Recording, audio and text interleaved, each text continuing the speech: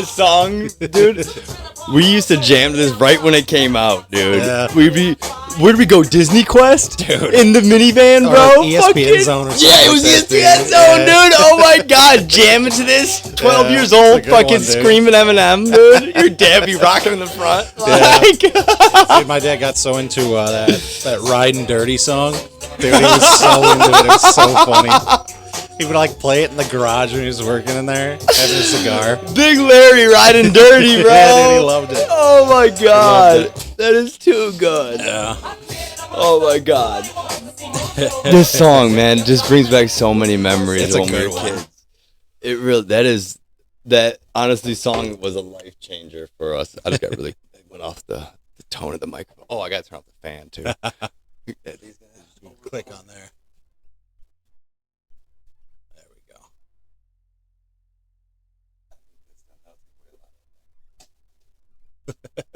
The delicacy of the mics. Yeah, man, it's crazy because some mics can pick up like so much little stuff. I'm gonna move my cord over to the side Yeah, a little you're bit. The last podcast I just did with that Cairo guy, I had his right underneath, and he kept saying it was bugging him, so I put yours to the side. Oh. You should have enough slack if you Dude, need I more have slack a or headphone anything. on almost all the time, so my cord management. Oh yeah, you're used to this type of stuff, Yeah. right? So Yeah, I got it all the time. why don't we talk about what you do professionally? Because I think you definitely have a job that I probably should have went into. Well, I didn't even go into this job technically. I started off as a graphic designer a long time ago. That's where I went. So I went to this place called Harrington, closed now forever. But I graduated with a communication design degree. So, like, the goal was to be a graphic designer. Make logos and stuff. I love that. Like, I used to want to be like a roller coaster designer. If you remember that, that was like Yeah, I my do. dream. As Yeah, a kid. dude. And Roller Coaster Tycoon. yeah, I think like Legos and stuff. Building stuff, creating stuff was always something for me. But I got hired at this place, Fry Design, which I'm still at. Here, try and turn your mic a little bit back. Like Back, yeah. right there. Okay. And then talk a little bit lower to it. Gotcha. There you go. Yeah, that's so much better. So it's more nose level. All right. Yeah. Yeah, and then got picked up at Fry Design Group. Was a graphic designer for like 3 years. Okay. Making all kinds of stuff. And I knew some code, so I like dabbled in code. Yeah. And then one day, basically, our developer's out, and the site needed to be fixed, and I was able to do it. And then over time, I just kept doing stuff like that. I worked on websites, but now it's almost all I do. I just constantly work on websites, and yeah, like it's weird. Like I have this imposter syndrome with it. It's not good. Imposter I syndrome. feel like I'm terrible at it, Yeah. But I know I'm good at it. It's just like when I'm doing it, I'm like, is everyone as bad as I am at this? Because I have to look stuff up constantly. I'm like, dude, like how don't I know this? I should know this, Yeah. But and then like when you see it online, like other developers and stuff, they're all the same. They're all like, So you're questioning your ability to Yeah, accomplish the job. Okay. it's that imposter syndrome. Like that you could do it. I've been doing it now for 8 years or so. I think I've been at Fry Design Group for 10, so about eight years now, and I've probably made 150 websites or so at Really? least. Yeah. Any big name ones out there you can actually say, or? Yeah, I mean like Navy Pier. That's Nice. that's the biggest site I've built. In terms of like global outreach, Yeah. it's like 200,000 visitors a month. Or I mean, something that's like still that. that's still huge, Yeah. dude. I mean, Navy Pier's a essential part of Chicago's tourism. That's Awesome, dude. And that's the one definitely an achievement. that's like the one I sell. Like that's the one I would tell people because everyone knows what that is. Oh, yeah. Mostly I do industrial real estate though. Like we do like Centerpoint is probably our biggest single client in terms of just revenue. Like they do tons of work with us and we have a really healthy relationship. And then we have people like we've done some work for like CBRE. I didn't do their website, but Okay. I've done work with them. Yeah, They're $3.99, I believe, if I'm not mistaken. yeah, A lot of their I think so. Yeah. yeah, I'm pretty sure they're $3.99 operating engineers, if I'm not mistaken. That's what that is.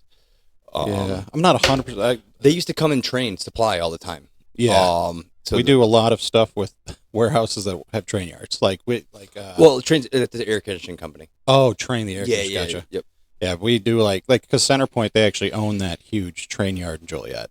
That Centerpoint intermodal facility. It's right by the racetracks there. Oh, that's Further Elwood, down. isn't it though? Yeah, it's Joliet Elwood, but Yeah, yeah, it's in yeah. both towns technically. But yeah, that's all Center Point. That's so funny. there. The kid that was just here works at the JB Hunt over there, and we Oh, were that's just crazy. talking about that area in Yeah. Elwood. It's so funny how like Yeah. everything is so intertwined.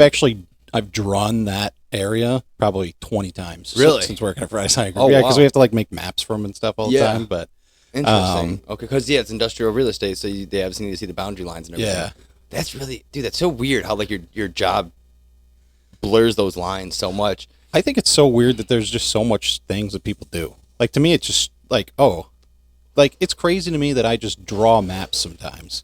Like almost like I'm a cartographer. You know, it's strange. Why do I do that? And like for me, so from a web development standpoint, I focus on front end. So like I make things look good. That's my goal. I'm not really adept in like back end too much because I never was trained. Like I never went to school for web development, so I just So learned on the I job. understand what front end is. But that is what everyone is seeing. Yeah. Explain back end a little bit. So there's a million different types of development, right? And specifically like web application development, like there's all these different languages. I primarily work with WordPress, which is PHP, and then the biggest one probably right now is React, which is a JavaScript framework. And JavaScript, long story short, there's really three key pieces. There's the bones, which is like HTML, Okay. which is what I would write PHP with.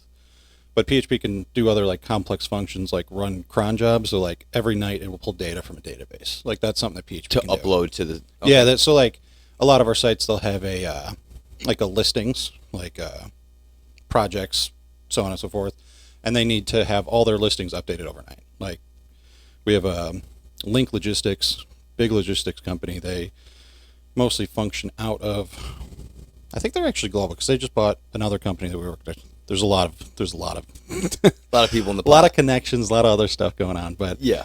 basically, yeah, they have like 400 property listings. Oh, so okay. they have brokers uploading to a database at Commercial like Cafe, which is like a renting service. It's almost like Is that an MLS or is it more like a realtor.com? it is, I believe, what's an MLS? Multiple listing site, I think. Yeah, It's so like- it's more like that. It's more like a LoopNet. Okay. It's kind of like that, right? Let's make sure I'm correct on what MLS is, because Yeah, I don't know. For how much I work with real estate, I surprisingly don't know a lot about the actual functioning pieces of real estate itself. multiple listing service. Yeah. So Yeah. so realtor.com is a multiple Yeah. listing service. So I literally gave you, is it an apple or an apple?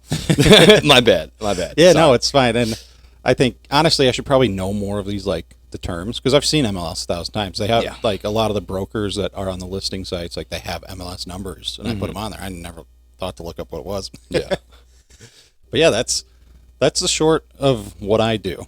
That's But yeah, super really cool. focusing on front end. So like my CSS, I would say, is my strongest point. Like the styling of the sites. Like we have a really great designer that works for our design group, Mike Motto, and he makes like we dick around a lot. So it's like he makes like he'll make like something super complex. I'm like, dude, you're gonna make me make this? Because like Yeah. some things, it's like, Too intricate for the well, need. it's just like yeah, I could do it, but it's gonna take me 4 hours. Yeah. But Do you ever put you ever sneak little things in to see if anyone notices? Like a little something not funny or not something? in the front end, but like in said- Chrome, you can inspect on websites. Yeah. And I've done stuff in there before. I actually used to put a little like call tag for Fry Design in there for a long time, but yeah, I mean, I don't know if our clients would dislike it if I did that. So, like, it's not like I'm doing anything bad. I know. I would be so tempted to leave a little homage to myself Yeah. in there, you know? Only something coders could see, so Yeah. all the execs couldn't We get work to it. with something called a Git repository. So, like, all our code gets published up to, like a list of changes that have made it, right? Okay. So we keep track of everything that's changed Yeah, there's on a the sites. footprint, yep. Yeah. So you could write some, like, funny notes in there, like I don't know what the fuck I did today. Nothing was done today, There's but you there's paid like me. 30 files that have been changed. Like, I don't remember what I did, and that's my log. Yeah. Now, I mostly work alone as a developer, so like I don't work with a lot of outside ones. We do have one new guy at the office right now who's been there for like 6 months, but he and I, like, I've never really worked hand in hand with another developer, so my logs are just all my work. Yeah. It's just so that, like, if something breaks, I could go back a month And- later and be like, oh, I made this change. I understand. And there's, like, a diff checker so you can see exactly what changed and stuff. It's really nice. Yeah. Um, That's pretty interesting, dude. yeah, there's... See, that stuff fascinates me, and I don't know anything about it. Anything. Like, building this web. So I started to build this website for the Sound of Sosa. I didn't even do an introduction or anything. Everybody, welcome. Ryan Porter Sosa here. I have Anthony, a longtime friend, known him since I was in 3rd grade. We literally were attached to the hip for years on end. And we both, I think, have admirant feelings that we know the impact that we both had on each other's life. I didn't really know I had an impact on his until yesterday.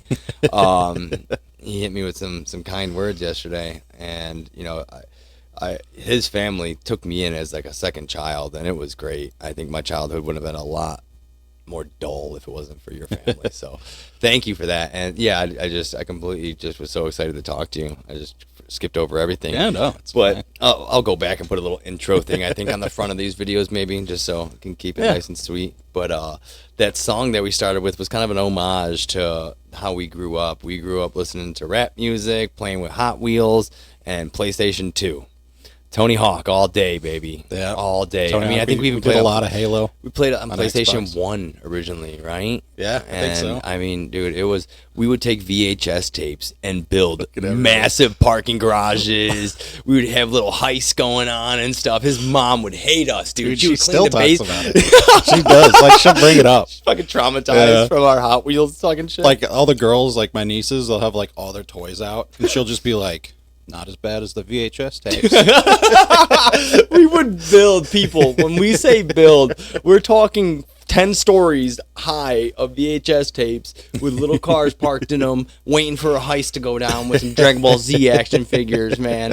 We were some... I think we were pretty creative fucking kids, dude. And we had a good space to do it, too. I think that's... Dude, optimal space, man. I think, because, I think both of our houses growing up, we... Like anytime we could go to the house, like we used to take the beds off, put them on the stairs at your house. Hey, ride them down the stairs, bro! Oh my god, dude! Holy shit! Remember we would jump all the way down to the bottom? Yeah, I did. Yeah, It was so dangerous, dude. missing the mattress and wild. shit, dude. Did you ever jump off the roof with us? No. No. Dude. Okay. All right. I know we did that for a while. They were riding the mattress off the roof for a while, man. That shit was fucking insanity, wild, dude.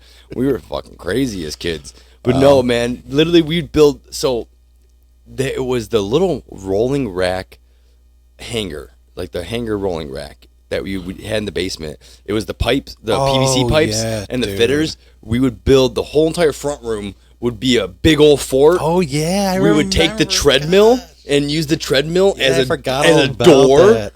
Literally, we had a door to our fort that was a treadmill going up Your and down. brothers would come home and they'd be like, "What the hell? What the fuck are you guys doing?" Like, Dude. nothing, man. We would sit up all night drinking balls, the energy drink, and playing Diablo 2. Straight Diablo 2. geeking it out, bro. That was That I was a played game. So much of that. Yes, It was crazy. Like, we should have been it was getting unfortunate. paid for how much we paid. I mean that, and we were talking about NetSpace earlier while eating, dude. For everyone so you can understand the concept of NetSpace, everybody. All right, what it was a huge LAN party. There was probably 50 computers, maybe more, all hooked up together, internet and each other. There would be big old Counter-Strike LAN parties. You play Diablo. Regular Warcraft, not World of Warcraft. That was before its time. World of Warcraft came out probably when NetSpace closed. Warcraft 3, dude. Yeah, Warcraft 3. Frozen Throne, baby! Even Reign of Chaos. Yeah. I mean, Reign of Chaos was first, obviously. Dude, we would ride our bikes to school and then ride right to school after there, man. Yeah. Across some busy streets, dude. Like, dangerous We'd always go to your streets. house because it was way closer. And that's Yeah. yeah. And, dude, what you'd do is you'd pay... $20? $20 for 7 hours. Yeah, and $10 for a 3-hour card. Yep. $10 for a 3-hour card, which $10 then is probably the equivalent of like $50 now. Yeah, it's Maybe $30. Yeah, it's probably. I mean, I don't Let's know. see. What the conversions Let's are, check yeah. it out. You'd have Let's to check look it at out. what year would that have been? Like 2007, 2000? No, it's No, it was probably 2004. 4th grade. So 5th grade was 2011 because of 9/11. I'll never forget that. Yeah. So you're looking at maybe 2009. 2009 we graduated high school. Sorry, 1999. There we go. God, there's no way it was that long. Dude, I wonder if this card's got it. I have a NetSpace card. You got a NetSpace card, bro? You got to show that to the camera.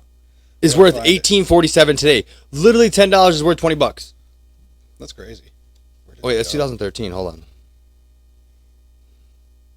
Dude, it's the original NetSpace card, too. Like, when the doors opened. Oh, my God. Dude, this thing's crazy. Bro. I was looking Put there's that a up to the date. camera, man, so we can see it. Here. Okay. This is the place. Yeah, that's... Now, that's not the card people know, though. Yeah, so there's that other card.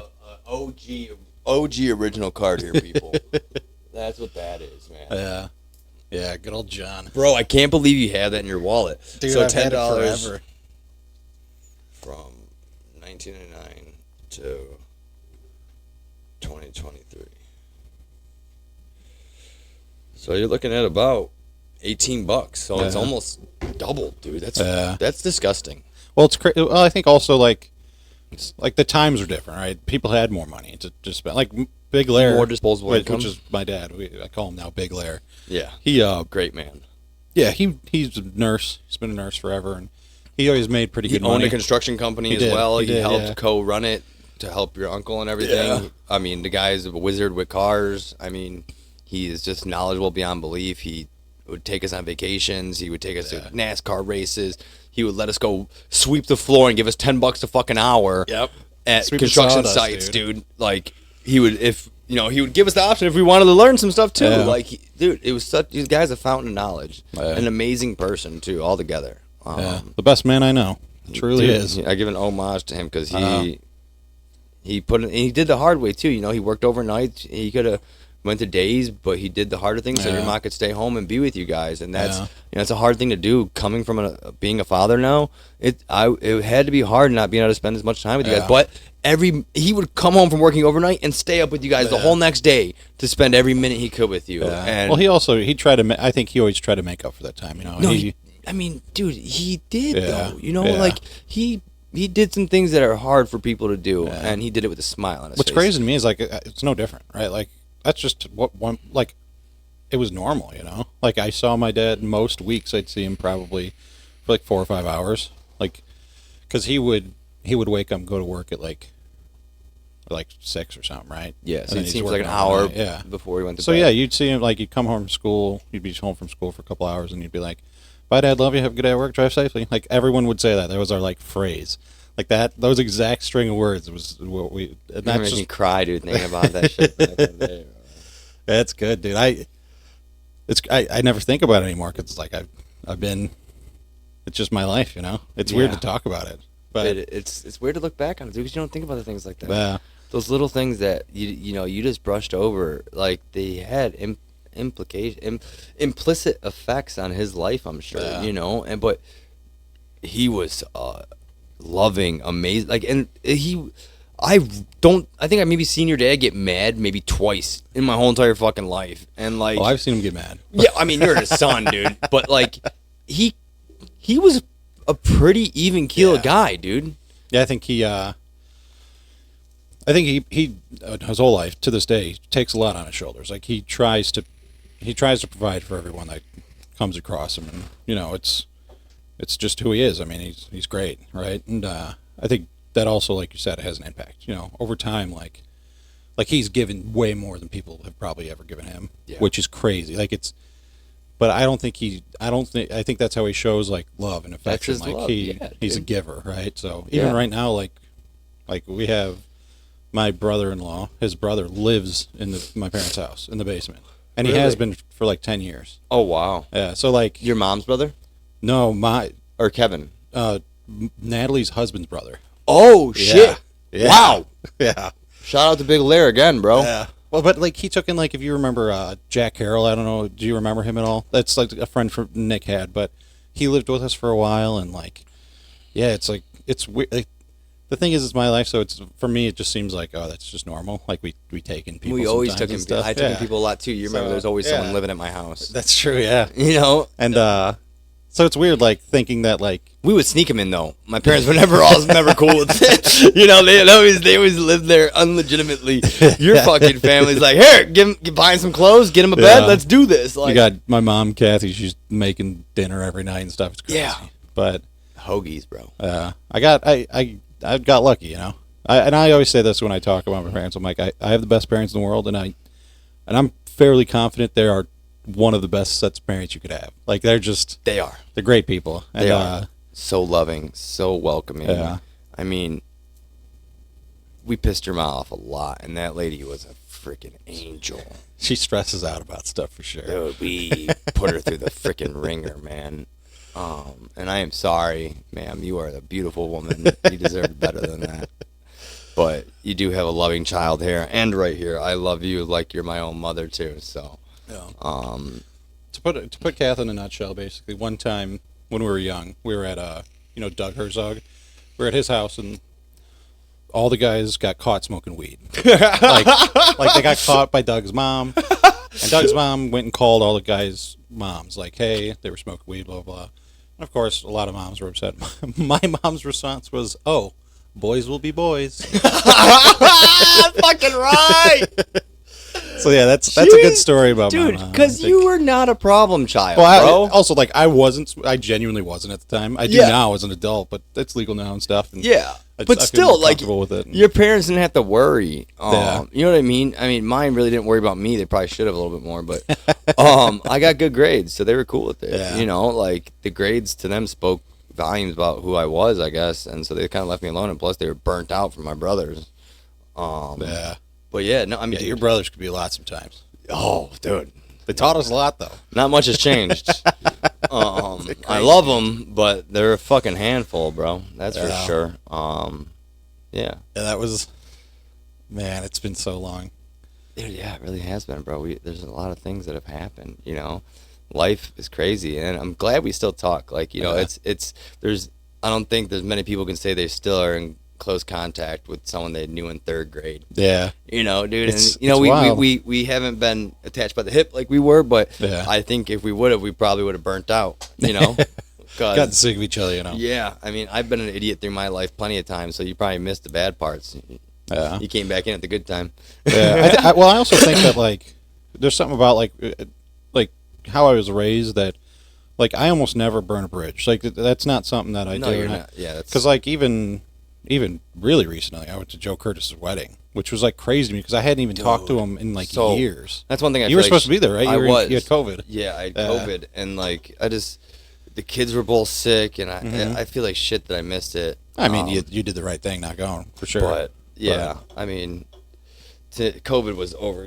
If I knew what it was now, I probably would have went. But the thing was, I wasn't in a good place in my life at that time. Like, I had no business being anywhere at that time in my life. I was in a really bad mental space. Yeah. I've definitely turned myself completely around now. Like, looking at myself back then, I was like, what the hell was I in my... Like, how did I legitimize any of that crap in my head, dude? And, like, you know, I don't regret any of it because it led me back to a better place now, you know? Yeah. And I think God puts us through trials and tribulations, whether we like them or not. They're there for a lesson, and mine was a very long, drawn-out lesson, but I learned it, and I'll never allow myself to go that deep again. You know, I'm not going to say I'll be perfect the rest of my life. I'm sure I'll have a midlife crisis at some point, you know? Like, I'm just prone to that shit. But I'll get through it. And I know God will stick with me, and I know that I'll be able to prosper through the other side. And that's something I'm proud of because I know that anything that comes before me, I can overcome now because I've overcome a lot of stuff. And, you know, I think I'm a better person for it, a better father. And I say this a lot, but my kids have taught me so much more than I've taught them, for damn sure, man. Awesome. And so, you know, thinking about my childhood, I wonder if I did that for my parents. You know what I mean? Like, I don't ever think about that because there was multiple of us, you know, so they probably learned all they could at that point. I'm sure I threw them some curveballs, but, I mean, yeah. But kind of hop back to a subject that, what are your thoughts on all this AI stuff, man? Because being from tech guy, dealing with, you know, maybe artificial intelligence embedded things already, what are your thoughts on it? Well, I'll tell you, it's our biggest focus at work right now is how to integrate all like I use ChatGPT probably 40 times a day right now because it just makes it makes my job so much easier. Go into that a little bit. Tell me how you use it and like what prompts you're giving it and so on. So I do all kinds of stuff with it. Like we do a lot of copywriting too with it. So if I'm in like a sour mood with like a client or something, right? Like I know that I've sent emails that are a little bit chippy. Yeah. So I'll just paste it in there and I'll be like, hey, make this sound nice. And it'll just like simple stuff like that is like day-to-day stuff, you know? Yeah. But from a development standpoint, it could check code. So like if I'm stuck on code, like in the past when I'm stuck on code for hours, like you could have like a tiny bug that you're trying to figure out for like well over an hour, 2 hour, 3 hour, and you're just wasting time because you can't figure it out and like it's a missing comma or something or semicolon somewhere and it's like the dumbest thing. You've wasted so much time and now you're behind on the project. It's like ChatGPT like eliminates that almost entirely. Like I could paste in code that's erroring and usually it could at least guide me in the direction that I need to go. Because like it's not perfect. Like it doesn't know how to do everything yet, but it is really good at starting you, like getting you on the right path to get there. That's interesting. But then it could just write code too. Like if you type in ChatGPT right now, like make a base website template with HTML, CSS, it'll do it. It'll just spit it all out. So are you afraid of it taking away your job? I bet eventually it will. But I think if we do, I think I have a very like optimistic outlook on AI because I think like to a degree, I think that is like the next step of human evolution in a lot of ways. So do you believe so does that go along the lines of integration too? Yeah, I mean, so long as it Neuralink? Yeah. Well, Neuralink's still like super infancy. Right now, yeah. But I'm saying, like, do you believe that that's something you would do? Definitely, I would do it. Yeah, but I don't have many like if it's safe and if it's tested and like, hell yeah, I'll do it. But there's always risks, right? You're taking a risk doing that, especially like if someone's in control of it. That's why ChatGPT's the goal is a general AI that's eventually could be independent. Like I've heard that a lot from. I listened to the podcast with Joe Rogan and I think his name's Adam something. He started it. Yeah, he's the CEO. That's a good one. Yep, that's a good one. And yeah, I think there's obvious concerns with AI for sure, but I think if we do it right, which there's a good shot we won't because we're humans, but if we do it right, most likely we're gonna fuck it up. Yeah. But if we do it right, I think like you could have a world where like you don't need to work anymore. You just do whatever you want to do because all the AI is doing the work for you. Like you could just do things you're passionate about rather than things you have to do. You know, it's going to take away. Is that good though? I think the greatest minds in history did things they were passionate about. They did things that they wanted to do, and that's why all these things happen. Like nobody that hates their job, I think, is making great strides in their field. And I think there's a lot of people that hate their job. So like and there's so much human potential wasted right now. Like think of how many great brains are on like factory workers. Like what could their brain be doing if it was allowed to do that outside of factory work? Like could they come up with something great? I mean, look at the two people that invented the last two hydrogen engines. They ran off water. They were both basic working people. The one guy was a security guard. They got shot in a mass shooting. One of the only people to be shot. Yeah. And the other guy, I don't remember what happened to him, but they were just average people. Yeah. You know, and so I think you're completely. You've honestly just swayed me a little bit, bro, because I've been. I'm not afraid of AI because, like I said, I trust in God. I don't know if I would get it right away after all the bugs worked out. Maybe. I mean, it's like an iPhone. I'm sure there was plenty of people who were hesitant towards this crap. Yeah. Well, I mean, we're not completely like even they talk about in that podcast. We're not independent people right now. We have phones. Yeah. So we're basically to a degree cyborgs hybrid. Right now. Yeah. Hybrid. Yeah. Like because we depend on it so greatly, and if you don't have it, you're behind. It's going to be the same disadvantage. Thing with the chips. Yeah. Once the chips get out, it's going to be. Well, dude, they were trying to There was a thing a while back where there was a bill that included something about allowing people to chip people, and then it got shot down, thankfully. But then months later, every credit card had a chip in it. Yeah. And so it's like, wait, hold on. Whatever you call it, a conspiracy, whatever you want. It was just something I read about. Take it or leave it. I don't have any confidence in it.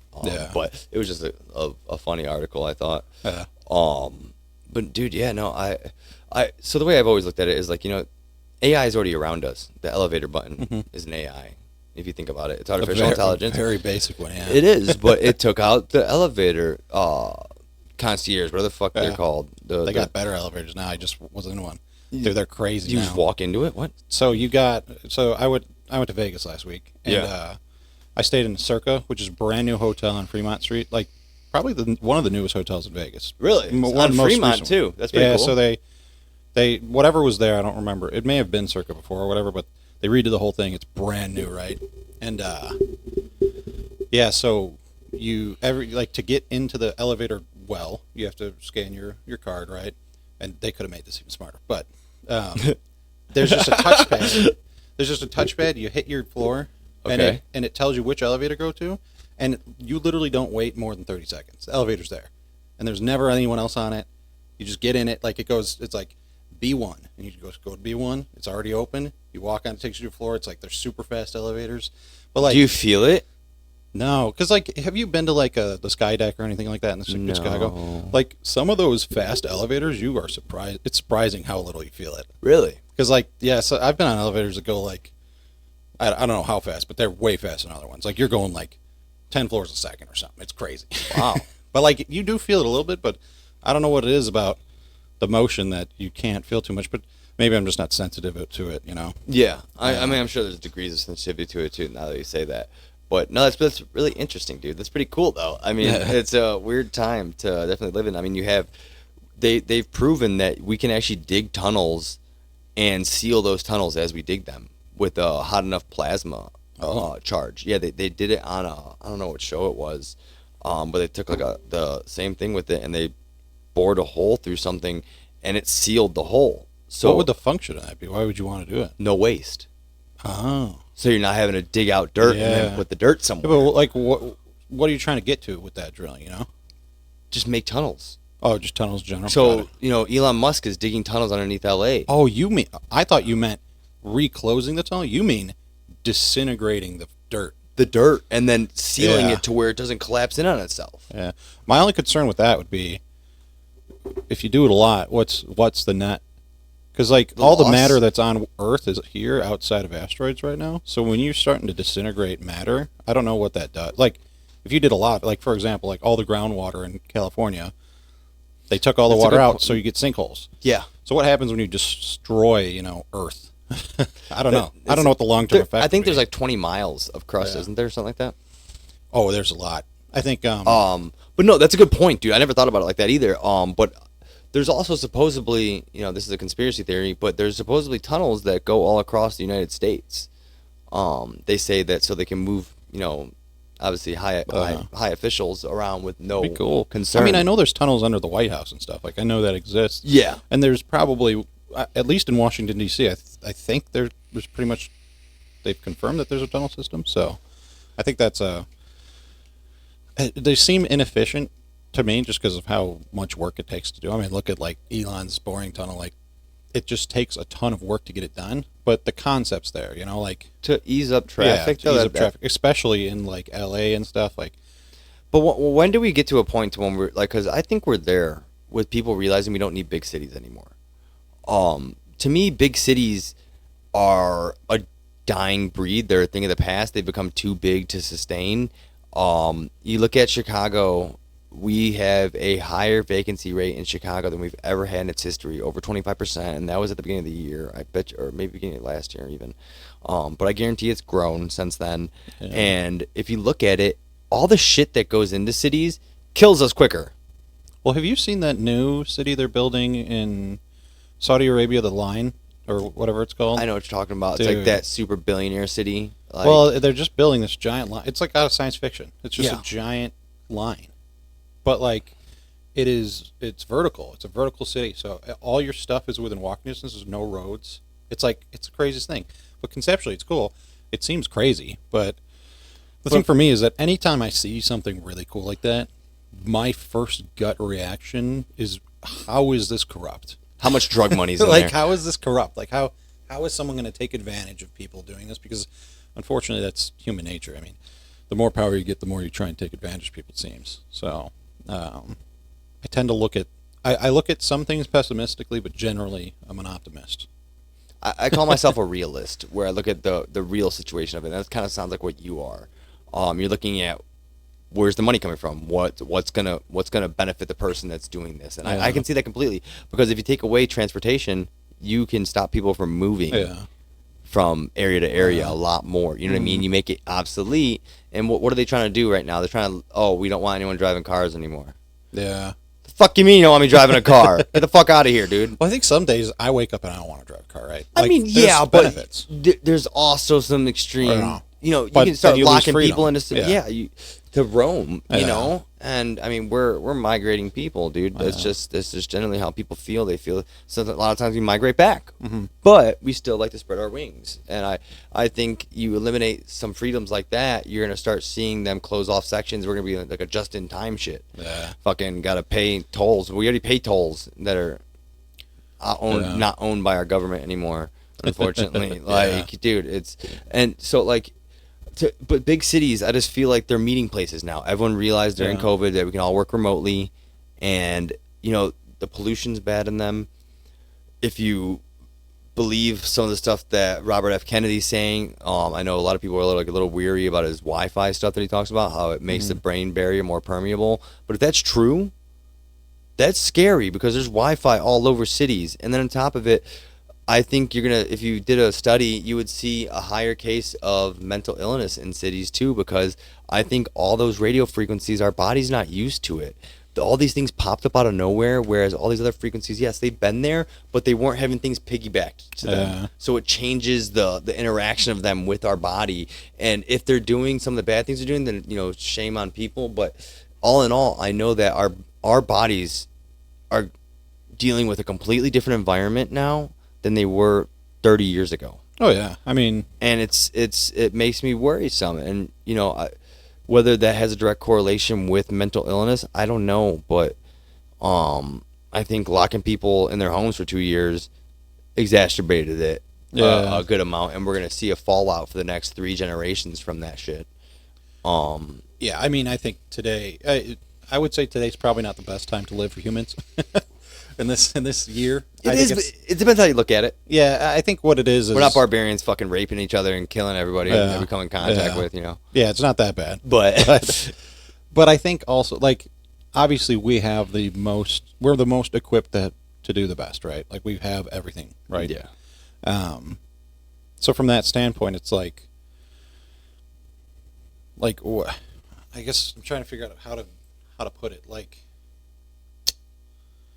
Because we were talking about basically like the connectivity in it, and like getting rid of cities. That's where this started, right? Yeah. And I think to that ends, it's just as much, do we need it versus do we want it? Like, people love the city. They love going to the city. Yeah. They like the energy. Like, I went to school in the city, and I miss that. No, I can agree with that, though. I hate going to the city. It's a double-edged sword, dude. Because when you get down there, you feel alive, dude. Yeah. And that actually leads me to another thought that I remind me to go back to this about the collective mind, my theory on collective mind. I'll talk about it in a minute because I don't want to derail us. But that you feel that energy when you get down there, dude. You do. Because I go and visit my buddy JT in the city, and when you get down there, you love it. And then I go to park my truck, and I'm like, I fucking hate this place. Like, well, I think it's incredibly inconvenient from the outside in, and it works both ways, because I have a couple friends that live in the city. They hate coming to the suburbs. So, like, so spread out. Well, you're also, I think you just get comfortable. A lot of people, there's a lot of complacency in life, which I talked about this previously. I think it's, and I would say that although I tend to be free thinking and I like to learn about stuff, like, I'm pretty complacent in my life, I would say, generally speaking. I think just objectively it's the truth, right? Yeah. But yeah, I think the nice part, and I don't know if, like, my buddy Joe, who lives in the city, I don't know if he feels the same way that I Joe feel. Bublitz? No, his name's Joe Gabler. He's Okay. but, like, I don't know if he feels how I feel when I go into the city. Like, he obviously, like, he likes it, but like, does he have that? Like, is it always that feeling of like that like I get this energy because I'm around all these people? Yeah. And I don't know. I never lived in the city, so. Really? You never lived down there? No, I just commuted there for a long time. It's pretty cool, dude. I liked it. I lived off Roscoe and Racine, right off Belmont. Mm-hmm. I think it was Belmont and Racine. You take a right on the Racine, and then you make a left on the Belmont. And I was like maybe 15 houses down. We were one of the only houses on that street with a front porch. Mm-hmm. It was really fun party, and I remember when there was a Cubs and White Sox game, we were out on the front porch. And we saw these guys running with the police barricade. We go, hey! They drop it and scatter, dude, and run all different directions. And fucking 10 minutes later, we're still out there smoking. And you see them all creep back out, fucking poke their heads out, grab the sign, and take off again. All these fucking guys, dude. I was working 2 jobs going to college down there. I was going to Wilbur Wright, and I was working at DSW, and then I was working at Einstein's, and I would ride my bike to both because it was just easier and quicker than driving the car and cheaper. And I would and then they would sell the parking lot on Cubs games, and people would always leave their cars. You know, sometimes it'd be double back-to-back games, so the parking lot would be, I couldn't use it. Numerous times I had to call the cops to get the drunks all removed. They're fucking tanked at 6 a.m. still the next day, passed out in front of the Einsteins. Like, I'm hungry. City never sleeps, man. Dude. Man. That's like Vegas, though. Dude, it gets wild. Vegas is worse, I would think, man. Vegas is fucking wild. Sloshes, you know? Yeah. Well, it's always awake, so it's like if you woke up at 3 a.m. See, I don't consider Vegas a big city, though. You know what I mean? It doesn't have that city vibe to it. No, it's a different place entirely. It's not real. Like, it's this fake place in the world. And, like, I don't like gambling, which is weird because I go to Vegas, like, every year. Really? You do? I know that. But that's just because my family likes to do it, and I like hanging out with them, so we go to Vegas. That's cool. But, yeah, I think it's one of the strangest places, but I think what it does is it gives people an opportunity to act on things they usually wouldn't act on. A lot of experiences out there you can't get anywhere else, people. Yeah. But even like being a degenerate, like just being a degenerate, like a lot of people don't get to just do that. No. Like, I mean, those are usually good people. Yeah. You know, it gives you the chance to go be that degenerate. You know. But I think you gotta have some release in life in certain ways. So, it's definitely a place to do it. Not my favorite place in the world for sure, but I think it has a purpose, and that's why it's there. You know. Yeah. What's your favorite place in the world? Or a place you'd want to go, even if you haven't been yet? My favorite place in the world. That's kind of hard. We can separate that. Let's do your favorite place in the world, and let's do the place you want to go the most, because you may think that maybe your favorite place you get to, you're like, this place sucks. Yeah, for me, I mean, the place I want to go to is space. Like, that's where I really? Want to go. Yeah, I would want to go. Okay, so you're going to be one of those people, I mean, I'll never get up there. You don't think so? No, I'm too big. I'd have to lose a lot of weight. Really? Yeah, too much payload. What, I mean, eventually they'll is there a limit? Or right now? Well, you got to think like every Starlink like satellite rocket that goes up, like they are using every like ounce of payload. Yeah, I never thought about it like that. So sorry. I hope that doesn't make me sound ignorant. No, and that's the thing. It's just like we were talking about earlier with like people's jobs. Like, there's so much stuff, like stuff that you think you're not ignorant to. Like, there's so much of it. Like, I don't know so much stuff. It's just so fascinating to me. That's why I just recently picked up that Joe Rogan podcast. But life changer, dude. I think it's just so cool listening to the people, and like Joe's such a good bouncing board. Like, he's so good at it, and that's why he's the best. I mean, he's, I think, ranked the #1. So yeah, if not close second. Yeah, but I think it's fascinating just to learn about stuff, and even stuff I'm not interested in, like just hearing about it. You know? So I've come to a big conclusion in my life, and it's something I try to live by now. If there's something I don't want to do, I'm doing it, because there's a reason why I'm hesitating towards it, and I don't know what it is, but a lot of the time when I do that, I'm happy with it afterwards. You know what I mean? I'm not talking about like, oh, I don't want to do heroin, I'm going to go do heroin. Yeah, I know what you're saying. You know, like, because say yes. But yeah, just get out there and do it. And like, you know, I didn't realize how much of an art form talking was until I started to watch people try to mimic me in the way I would bartend. Mm-hmm. And I would see them do it and just completely bomb at it. And it's like, okay, go and talk to them, help them out, you know. It's just about listening. If you listen to people, you can hear what they, you know, what might interest them, and then being able to give people the freedom to speak. And that's kind of what led me to the podcast, because I was trying to find out what made me happy, and it was research and then talking with people and God. And I've always been a talker. I think everyone can say that. Me and my Uncle Joe, man, got the gift of gab. Can go for hours, dude. And I think it's I never thought of it as a talent. I always thought of it kind of like I annoy people, and I guess this is an outlet for me. And it's weird because a lot of the people that Joe Rogan has on his podcast, like I didn't know Graham Hancock by name, but I've known not his work, but like I believed in the stuff he's believed in. I always thought it didn't make sense how the pyramids of Giza, the Great Pyramid, and the other two coinciding ones in the Sphinx, all were in better condition than pyramids that were built later. It's like, what? What doesn't make sense? How does anyone digest this just looking at them? You know what I mean? And like one thing I think we should do, because I know we can tolerate each other on vacations together, we should go and check out some ancient ruins in Mexico, dude. I want to go to that. I don't know where it is, but there's that one that whistles that makes the bird noise. Yeah, that's the Quetzalcoatl. It makes the Quetzal bird or whatever. Is that Teotihuacan? So crazy to me, man. Yeah, how did they do that? How did they engineer that? So there's a bunch of things, right? There is the aliens did it. There's always Quetzalcoatl. Oh, sorry. Quetzalcoatl. Yeah, you're good. Bird. But yeah, there's always there's all the aliens did it, right? That's a one theory, and then like Kukulkan. It's Chichen Itza. Chichen Itza. Where's that at? It's Mexico. Okay. Yeah, we can go, dude. We should plan a vacation there next year, dude. If you're down. Oh yeah, in Mexico. Yeah, I mean we can get my dad. I'm trying to think. We can get my dad to go. We'd have to get a map of pyramids, and figure out what's your best route. There's probably someone that's already done this trip, Oh, yeah, dude, yeah, no doubt. And the cool thing is if we bring, if we get my dad to help us, he speaks Spanish, so we can get the ins, you know what I mean? Yeah. Yeah, no. Yeah, it could be cool. Yeah, I think I have, next year, I'm probably going on a cruise. I think that's the family vacation next year. Okay. We still do I mean, family dude, vacations. get Big Larry to go too, man. It'd be cool to have all of us go together. It would be wild. But yeah, I think together. I think your dad would be crucial. He loves anything. That's the thing. I think I got definitely my dad's curiosity. Yeah, for sure. So that's why my mind's always going somewhere. I'm the guy at work who I'll come to work and I'll have hyper fixated on one subject and I'll tell everyone about it and they'll be like, "Well, I never knew that." And that's how you remember stuff too. Yeah. How you learn things. But you were talking about pyramids and how they're built. You said obviously people think aliens.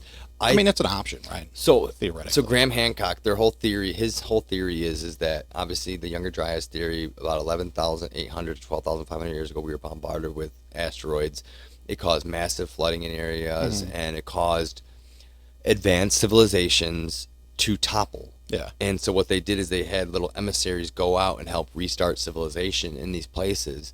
You hear about these 7 wise men. You hear about it all over the Americas. You hear about it in the Middle East and Europe, and they're almost in every culture. These 7 to 12 wise men, and they come and they help these people restart civilization. They call them gods, but what he thinks is that there was an advanced civilization that went out and helped these people, and he thinks that he doesn't accredit it to Atlantis, but Göbekli Tepe. You ever heard about that in Turkey? They just uncovered it back in the early 90s, and they dated it back to 11,800, 500 years ago. Wow. Which I don't know much about the dates in human history. It's the oldest known megalith. Okay. That's commonly accepted in archaeology. Interesting. So their whole thing with Graham Hancock's thing, Zahi Hawass is an Egyptian. He was high up in Egyptian antiquity, the director of Egyptian antiquity or something like that.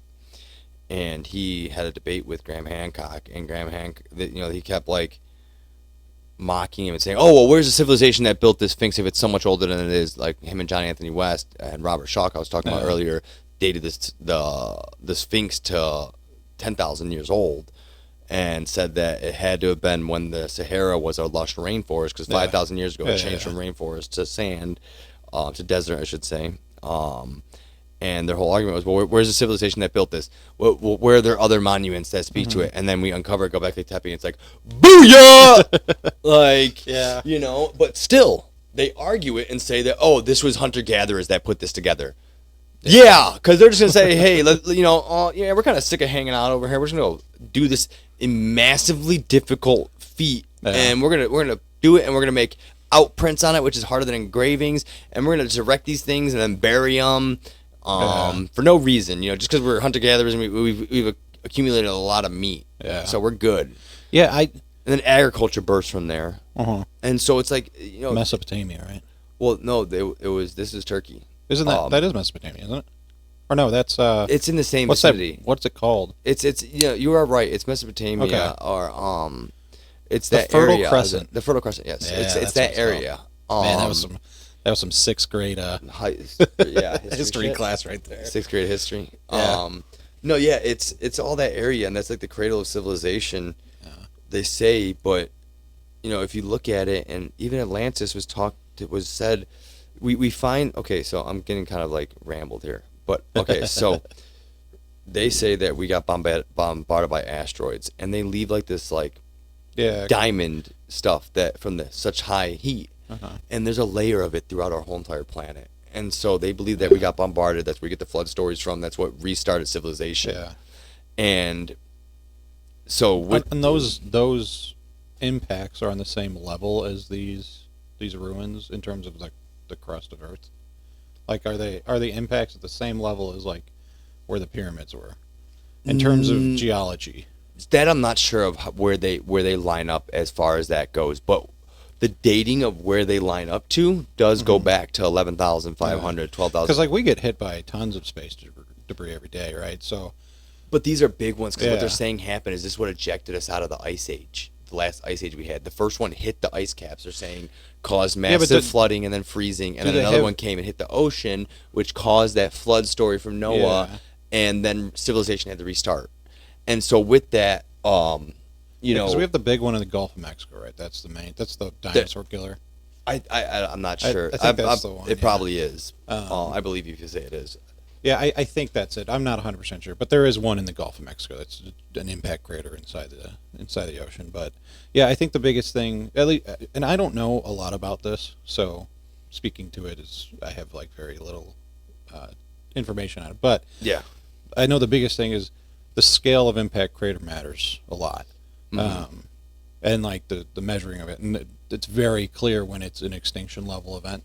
Yeah. But I think for me, like clearly these people were incredibly intelligent, right? So like and I'm assuming civilizations can grow like in any direction. Like ours is this technology-based civilization, but like Egyptians I think was much more like a warship-based civilization, and like having deities and having these very powerful members of society. And like if like the Sentinel Island out in what's it called?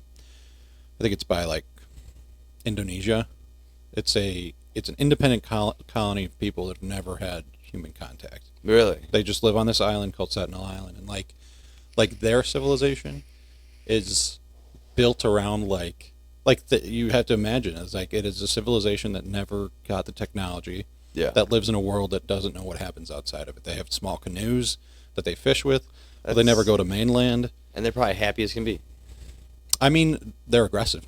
Are they? Oh, really? They've killed a lot of people that have gone there. Yeah. Really? But like they also like they'll get like they don't have any industrial facilities or anything like that. So, but when we go on the islands, they have steel arrowheads because the debris from the ships that wash ashore, they probably think it's like from God, That's crazy to think about. Holy cow! And yeah, you would love that because that's like still there and it's like protected across the world. Like we're gonna leave them there and let them be, But that kind of leads to validifying what Graham Hancock believes because we still see here we are, this advanced civilization living neck and neck with hunter-gatherers still, living with people who are what we look at as primitive living, but we're still living in the same world. Yeah. So if everything were to be decimated completely to where, and then thousands of years go by, who's going to be surviving? Those people, not us, because their way of life is easier to live, And so the evidence you may find are going to be from the people who survived those thousands of years because they had the ability to, not the people who had the advanced civilization who had become reliant, adapted to that to that ease of living. You know what I mean? Because look at the Titanic. The Titanic they're worried about the bacteria dissolving it completely, and it hasn't even been 1,000 years. Think about that. Yeah, it's already the erosion. Water is. Water's the best soluble. Beast, man. It's the best soluble in the world. It's the only thing that can live in 3 states. And our time scales, like 1,000 years in the grand scheme of time scale, is actually almost instant. Like it's unfathomable to us, though. So that's 10 lifespans. Yeah, if not 12, 13. But relative to 200,000 years, like that's nothing, dude. It's a drop in the fucking ocean, dude. But I mean, I have a hard time. Believing things without pretty solid evidence, validity to it. Me and you have the same type of mindset, but I do. Mine's a little bit more out there. I do need science to back it up, though. I need to be able to validify it. I didn't believe in crystals or anything like that. I know I used to wear bracelets when I was younger, but I just thought I liked them. Mm-hmm. I now believe in crystals, though, because if you look at quantum physics and string theory, not as much string theory, but quantum physics and vibration and resonance, everything has a vibrational tone to it. Everything.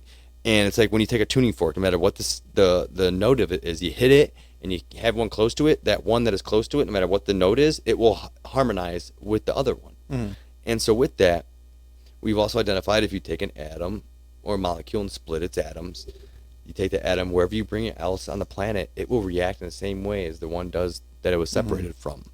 Yeah, there's some crazy stuff. I haven't gotten super into it, but there is some almost coincidence-seeming things that happen. It's crazy. Coincidences, man. No such thing. But until science has words for it, that's what it's like. That seems like a coincidence, Yeah, no, and I get that. And so, people say, oh, the bracelets and stuff, they're stupid. I have crystals over there, too. I believe in them. I really do, because the vibrations they have, we can show that their vibrations are at different levels, And when you put those, we've identified that your organ systems, when influenced by external stimuli that it can match its resonance, work at optimal levels.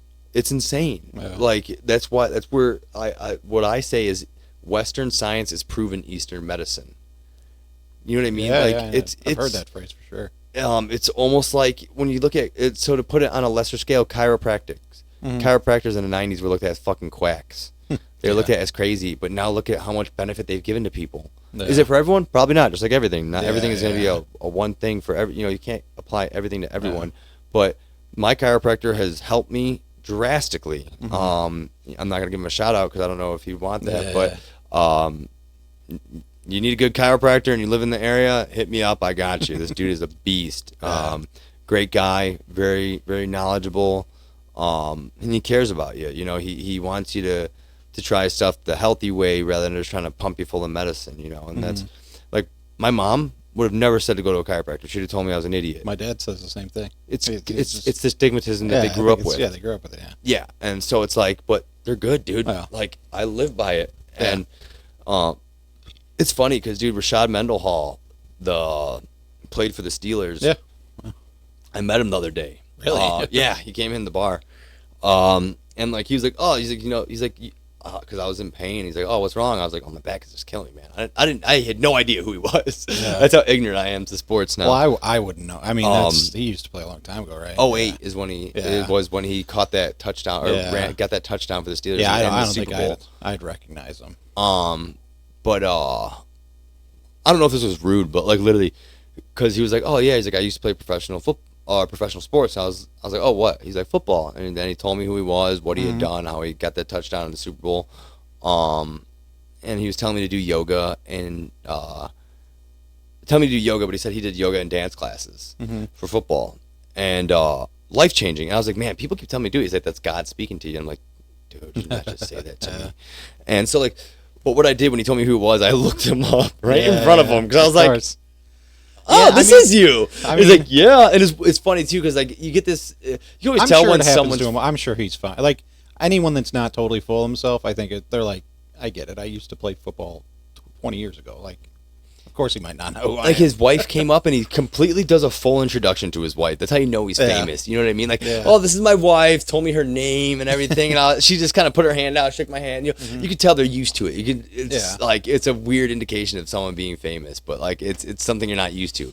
You know what I mean? Like, but he was so kind, and like, shout out to you, Rashad. You changed my life with the whole yoga thing, dude. I do yoga every night now, and I feel 1,000 times better. And it's weird, dude, because you get this fucking high from it that's like nothing I've ever felt like in my life, dude.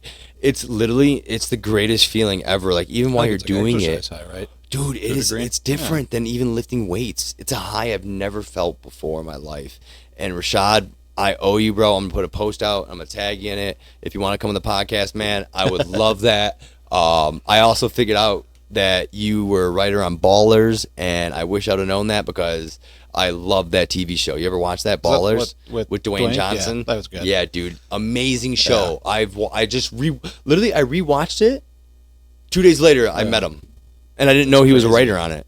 Yeah, They did a good job with the story. They did a really good job, man. A really good job. I think going into it thinking it's just a football thing, like, it's not just a football. Oh, it's way deeper than that. And I'm gonna literally tag Rashad in this podcast to see, because he seemed like a really down to earth guy, man. I bet you he is someone that I could, if he ever's back in Chicago, I bet you he would be a person that would come on a little small podcast like this. Yeah, I don't know.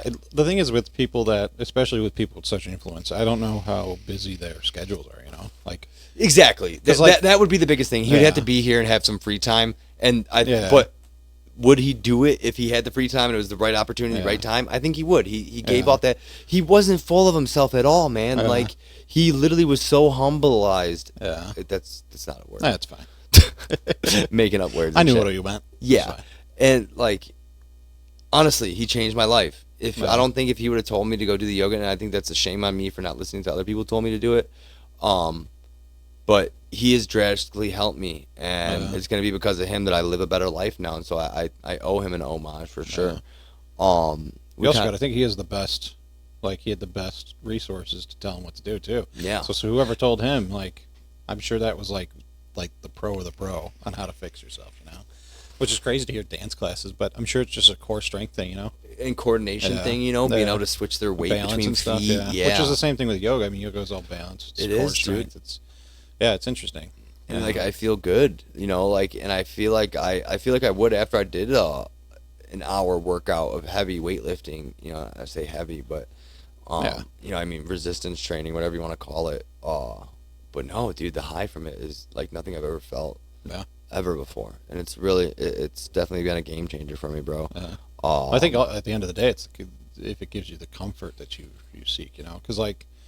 I don't messed up back. Yeah, I knew that, but I don't typically have back problems. But earlier this year, I threw my back out. Yep. Yeah, which that's something I don't wish on my enemy. No, dude, it's the worst. I've done it really bad. I have lower back issues. I have a ruptured disc in my neck, dude. I have my ligaments are torn in my knee from something at work. Like, I have the dumbest luck in the world when it comes down to stupid things like that. But no, throwing your back out is bad. So what happened? Human body was designed incredibly poorly. I don't know if I agree with that, but no, it definitely isn't meant to sustain some of the stuff we put to it for sure. But no, let's talk about your back, dude. So what happened with that?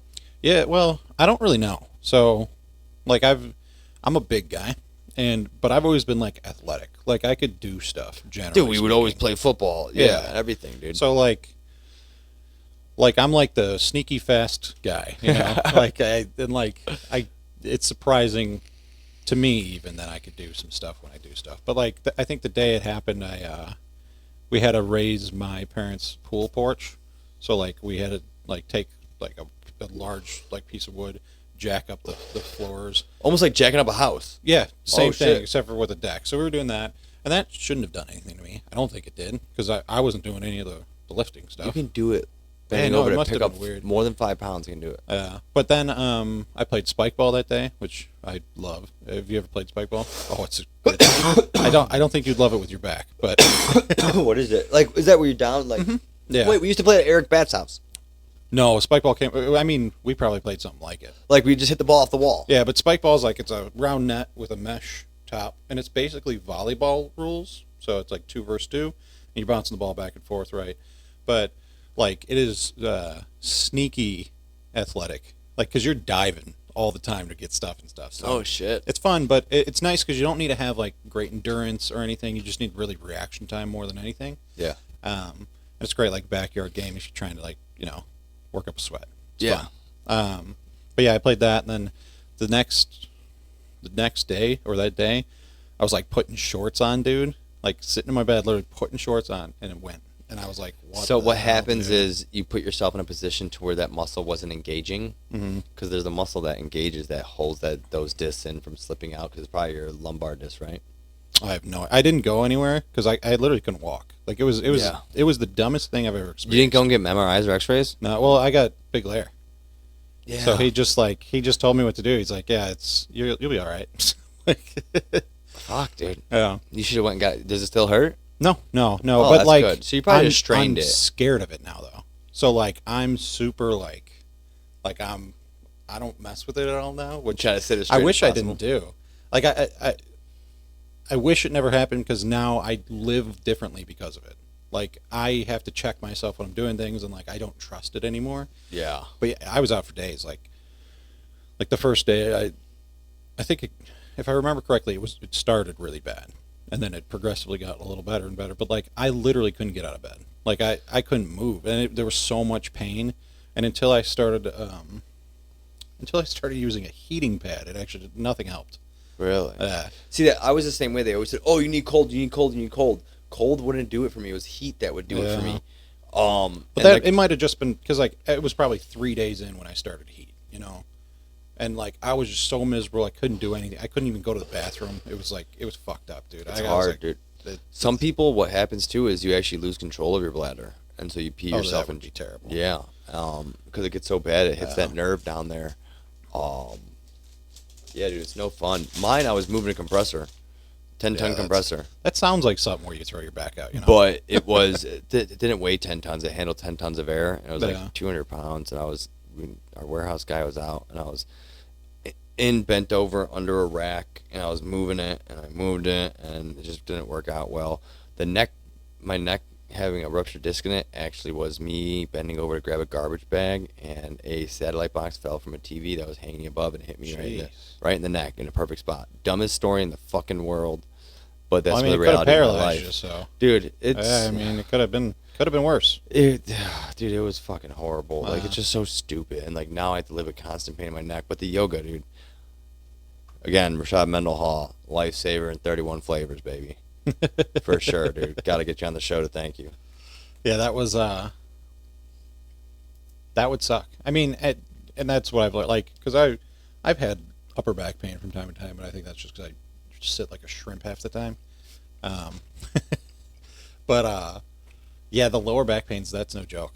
Like you can't function with it, and my mom has had it for a long time, but she knows how to deal with it. Like she's got the heated pad on it and stuff like that. But yeah, it's no joke. It's crippling. It's unbelievable. Like I never thought it could be that bad when it happened. I was like, is this actually what people live with? I'm like, this is insanity. So yeah. The crazy part is there's like after effects from it too. So like mine, the disc ejected in a spot to where now the foramen on the side where your nerve plexuses exit your central nervous system and go through your spinal cord to eventually I'm going to trust you. continue on to your peripherals. The foramen have now been putting pressure on them, causing stimuli, causing the bone to build itself more. The osteoclasts are actually creating bone, and they're not, when osteoclasts build bone, they usually have the osteoblasts that come back through and reshape it.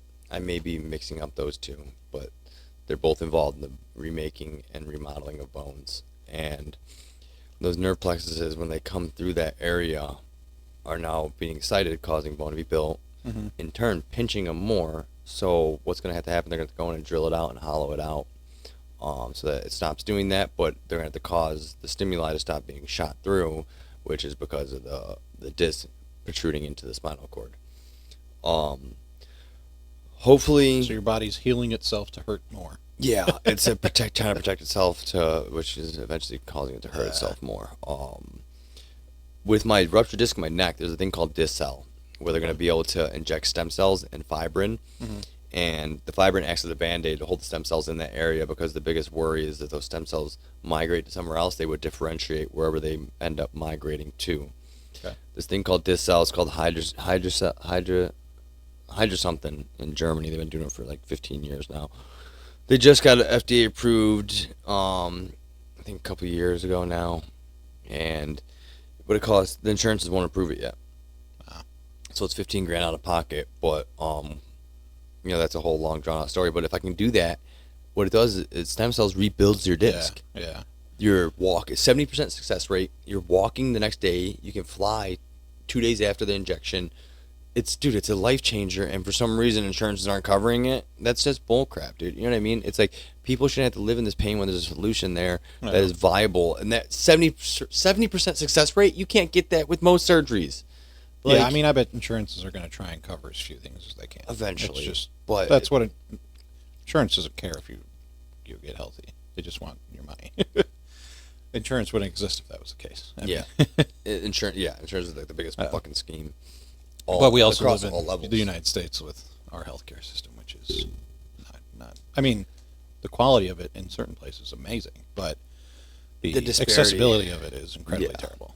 I mean, there's a lot of there's this lady that my dad's girlfriend's friend from back in the day. She had a friend that lived in France but would come here for all her healthcare, dental, everything, because she's like everything else is like 8 months. You have to wait.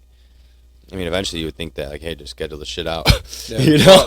I actually worked with a guy a couple of years ago who's from the Ukraine. His name is Vlad. You want a piece? I'm good.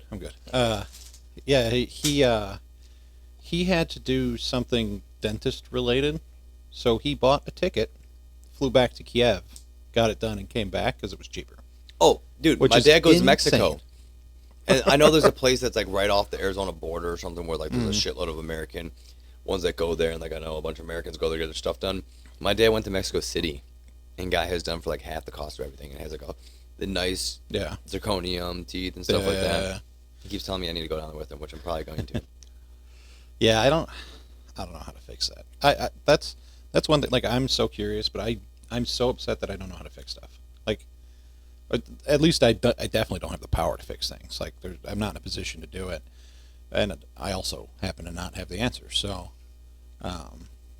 yeah, I mean, I could see all these problems, and I have nothing for it. It's like, yeah, that sucks. It's something I live with. I mean, I live in the United States. They're going to charge me because I had cellulitis, which was like a skin infection,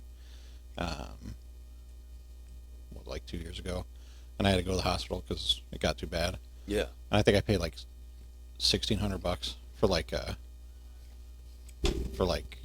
what was it, IV antibiotic. $1,600. I was like, it's so disgusting. Like I and then I get Bactrim from that would be the antibiotic I would use regularly, which is I think $5. It's like it's the disproportionate.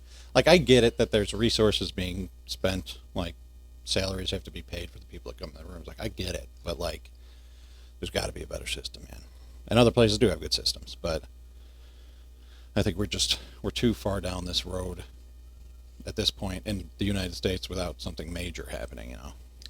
So people always get mad at me when I say this at the bar, especially older people, that I say capitalism is destroying this world.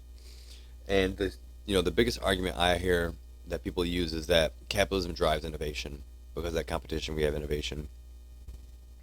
Then why was Germany more advanced than us with their rocket systems if capitalism was driving innovation? Well, I think... You know what I mean? I think that there's an element that does drive it, but right now we're in a state of extreme capitalism. I think capitalism works, but there has to be kept in check. I think extreme capitalism, what we're in right now, is we're seeing companies hold back technology to produce something on a yearly basis, sometimes sub-yearly, and semi-annually. Sorry, I said semi-annually. Semi-annually. So like the iPhone is never the best technology that's out. They always hold back a lot of technology so they can keep producing more phones, and I think we're in a state of that with everything that we get.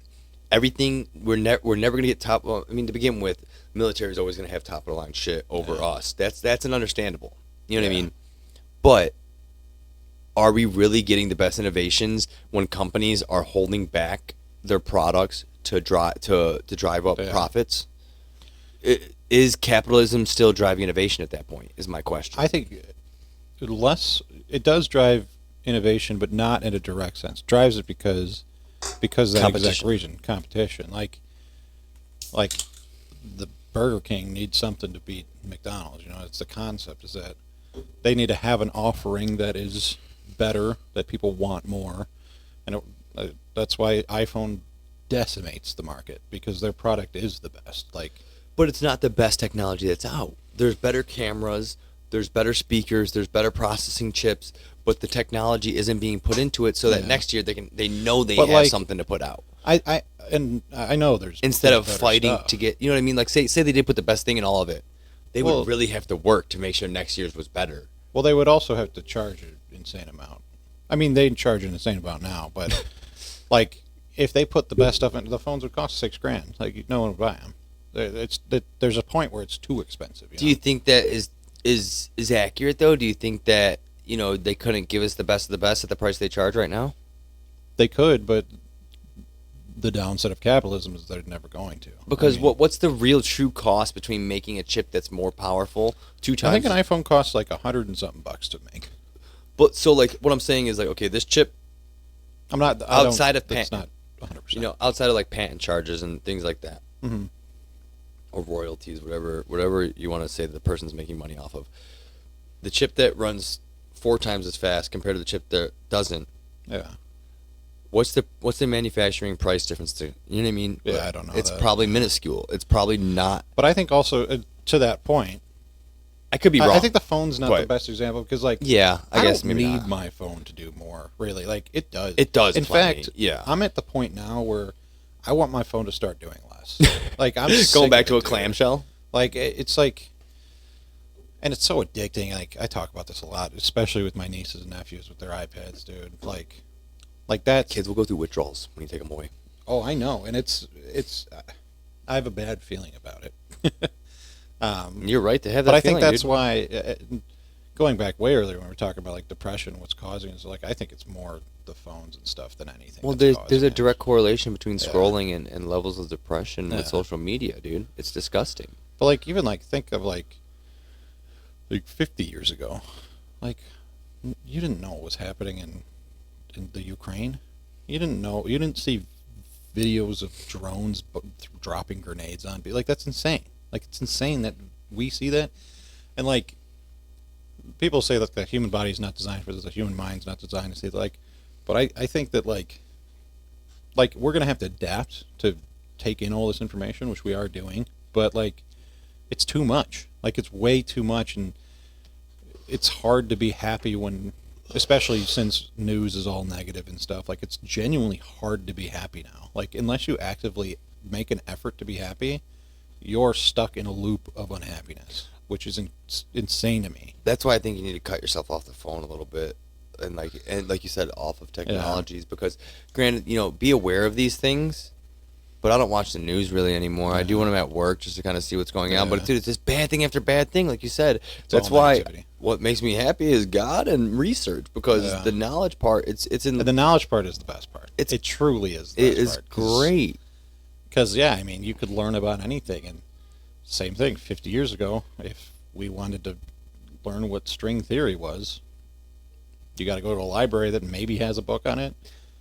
Probably not, because Well, I mean, like it was so relative to today. But Well, for them, what I'm it'd be saying is like it would have been so hard to find. like you know how, what I mean? how would you What's the Dewey Decimal fix System? my rear bearings on my car? Yeah, Like, YouTube. I have to read the manual. Like And then interpret that manual Yeah. because they write it in such a way that is not and then you interpretable need by the the average techniques 'cause person. it doesn't tell you what tools you need. And like it's an incredible thing. It truly is. And I mean, It has the goods and the bads within. I think, unfortunately, as human beings, we tend to overuse. Just like we go into extremisms of everything. We're extreme capitalism, Yeah. bad thing. Capitalism in check is good. Extreme democracy, extreme Democrats, extreme Republicans, both bad. Eventually, I think we're seeing with this whole woke shit. I believe live and let live. If you're not hurting someone else, then you're fine in my book. yeah. Everyone sins in their own way, and anyone tries to measure their sins against anyone else's, you're gonna end up losing in that equation in my eyes. Mm-hmm. But the way you destroy something is you get inside of it, and you put it to an extreme. Mm-hmm. That's how you destroy it. Yeah. And that's, I think, what they're trying to do with this woke shit is because it's stripping away freedom of speech at this point. Like, and I understand, yeah, some things shouldn't be said, and I agree with that. But in the end, I don't have a right to tell you that you can't say those things. I also think that, like, the concept of hypersensitivity is ridiculous to me. Like we empower the words. Yeah, and I think there's a lot to be said about people that have tough skin and stuff, and I think creating a whole nomenclature around like what do they call, like, call them snowflakes, but like generally like softness of person. Like, yeah, I don't deny the fact that men have feelings. Like, I don't, but I mean, I consider myself a pretty emotional man. I'm pretty in tune with my emotions. But like that's going back to like where, like, kind of where, like, even folding back to like where kind of even the concepts of these things began. Like guys having emotions was like a bad thing at one point, right? Like, I mean, it's still. I mean, I know everyone likes to say that they really don't think it is, but unfortunately, there's still a big stigmatism, even in the healthcare system, about people showing emotions. Yeah. You know, there's a big stigmatism still surrounded by it, and people still look at it as a weakness. In the end, you can't let them dictate you. But I think feeling your emotions is the healthiest way to live. You know what I mean? Like, because if you really get down to the nitty gritty, when you eliminate emotions, you become a psychopath. Yeah. Like, you know what I mean? And I was raised by women, so I think that makes me a little more subject to my emotions. You know, and so good or bad, I don't know. It's who I am. Yeah. But there's also a lot of value in not displaying emotions in a lot of situations. There like, is. Being able to control face. them. You know what I mean? Like, not, you know, being able to. I do wear my emotions on my sleeve, but I've got myself. I know how to negotiate. Mm-hmm. I know how to curb those emotions. Yeah. You know, someone may say something. I know they're trying to evoke a reaction out of me. I don't give it to them. I just smile and say, "Have a good day." Yeah. You know. Yeah, and I think I don't know. I think I also let them loose sometimes too. You'll see that. I mean, you've seen that plenty of times growing up with me. I was very loose and out of control with my emotions as a kid. I had no idea how to control them. Yeah. But you've always been pretty good with your kid, emotions. You know? No, you've been pretty good with yours for the most part, man. Oh no, I used to get angry all the time. I used to get very angry. We were both angry kids. I was worse. I was an asshole. But I think at some point there was a switch that flipped in my mind. I'm like, I don't need to be angry, like, ever. Like, there's no benefit to me being angry. Yeah. It just makes me upset. I have a saying that I say now. I think emotions are external stimuli acting on the water in our body. Explain that. So, our body is 70% water. Yeah. We have proven, Masaru Emoto was, I've talked about this on my, I don't know if you watched other podcasts, but he would have people say phrases to water and then flash freeze them at -5 degrees centigrade, and would then inspect them on a microscope. Uh-huh. And he actually found that, let me see if this is on. He found that they made these beautiful crystalline structures with different phrases. Like, he had a Tibetan monk chant a mantra over for 20 minutes. He did like that typical wedding song of the girl walking down the aisle. Oh, yeah. He did a John Lennon song. And they all made these beautiful crystalline structures. So it's saying were they consistent? Like, were they consistently doing the same thing for each one? Yeah, here, I'll show you. That'd be pretty remarkable. The snowflake structure was different, but the beautifulness was there. Yeah. So consistently with beauty, yes. With the same so here we go. Did they have like a null test, like something that had in a silent room? So that was Ramstein right there. This was the water. That's the water beforehand. Just kind of scroll through. That's a paper in Purdue.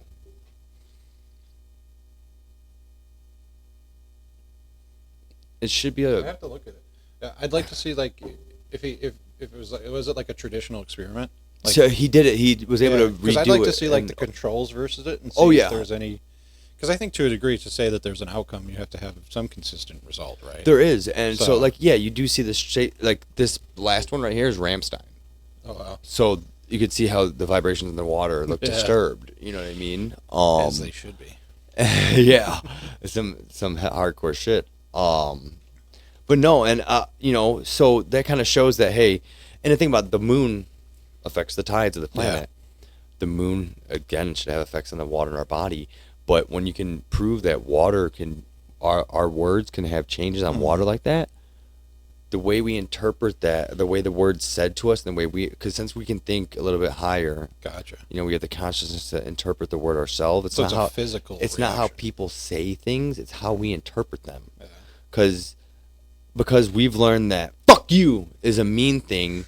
Yeah. If we were to tell you, like, it's funny because in Rick and Morty, he's like, I told everyone that blow me means something good, and he's like, blow me, no, blow me, and so it's like, if you grew up thinking "fuck you" was a nice thing, Yeah, you'd interpret it differently. yes, and so it's how we interpret things, being at a high level of consciousness that we are, and so with that, when something upsets us, makes us sad, it's because it's the way it's vibrating through the water in our body. Interesting. And so that's the way I think about it. Yeah, you got to send me that. That's some fucking hippie shit. I know that, but it comes back to what crystals are. The thing for me is I like science. So if there's science or something, like I'm never gonna discount something being reality. Like yeah, because like there's so many concepts and theories and stuff. Like there's so many simulation variables. theory. Like this could all be fake. Like, dude, we touched on this a little bit earlier with my other buddy Cairo. Yeah. He's a young kid, so he's not as versed in the intricacies of some of the stuff, like and he's still learning a lot of stuff. But a very intelligent kid for his age, man, very wise beyond his years for sure. It was definitely an enjoyable conversation. But we touched on simulation theory. We just glanced over it a very brim amount. Yeah. But what do you think about what Elon Musk said, that we could be living in a simulation right now? There's things that I think that point to that we aren't. But what are your thoughts on simulation theory? well, I think the concept of the simulation theory is just that eventually we're going to make a simulation so realistic you won't be able to tell the difference. So the odds of that not having happened already, and we are not in that simulation, is actually incredibly low if that's a reality that will eventually happen, So yeah, I mean, it makes sense, but like the guy said in the Rogan, like, what am I supposed to do with it? Like, I'm not going to change my life because of it.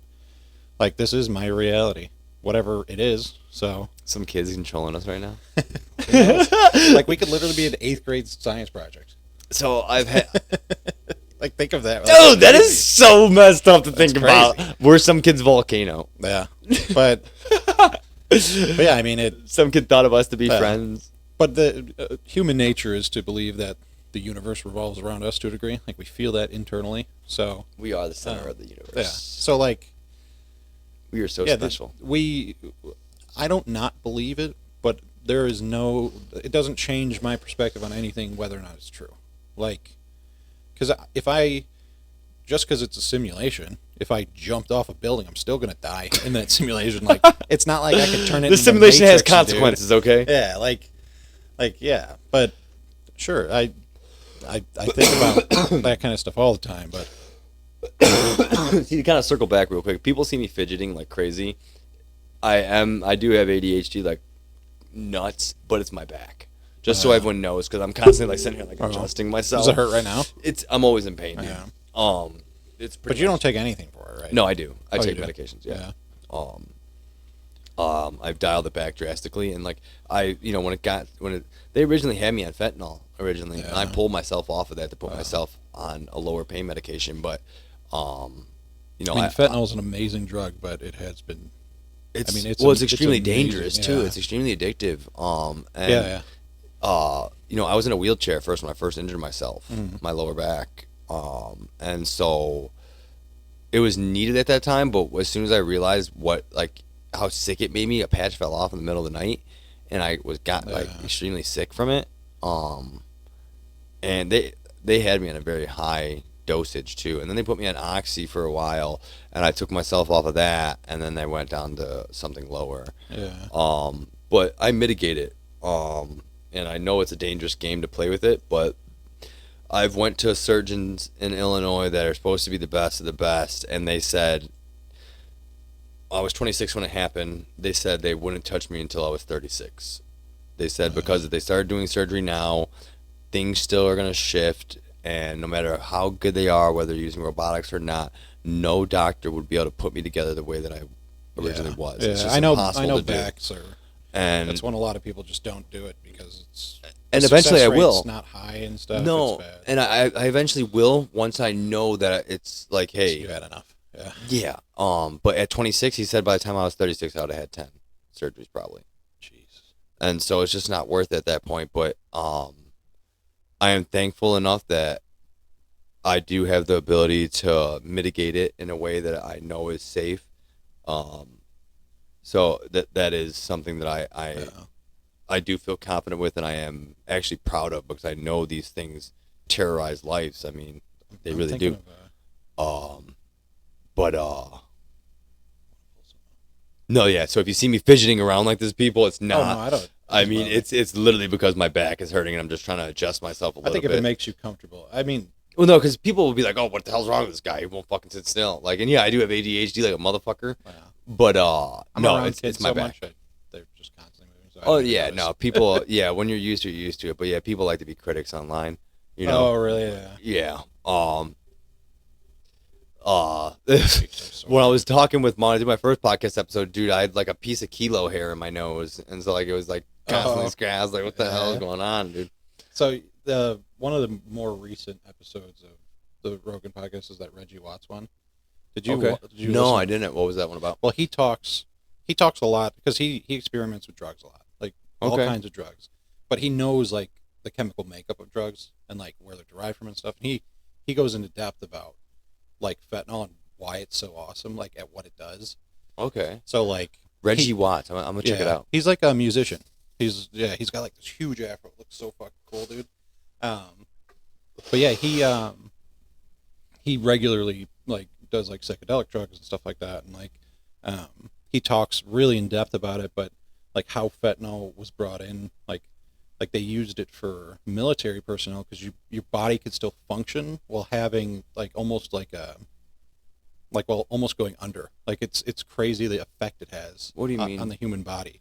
Like, so all these painkillers they were using before, like, distorted your reality, like opioids and stuff, right? And what fentanyl did was it allowed military personnel to continue to function at like a high intellectual level while being treated. So like they could operate machinery while being in mass amounts of pain.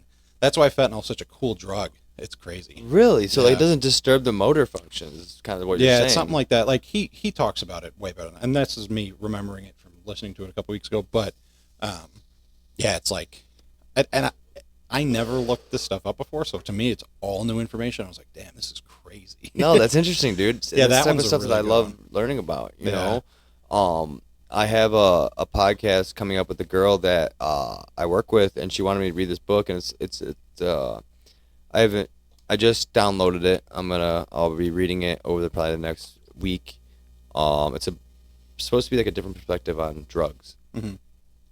And so I'm really interested to read that. Her name's Morgan.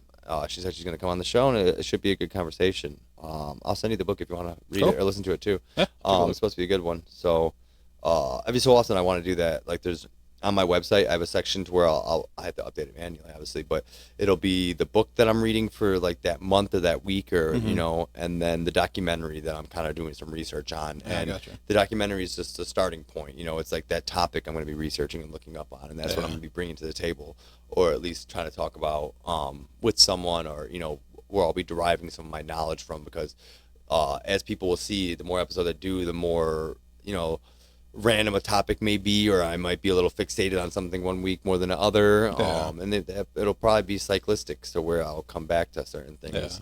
Yeah. I think that's probably the hardest part for the host is that not saying the same thing over and over. You hear it all the time. I mean, you hear things Joe Rogan talks about from his first podcast to his last Yeah. to the one he just did. You know what I mean? And so, you know, granted, the knowledge base is going to be there, and like there's going to be a lot of things that are going to come across each other again and again and again.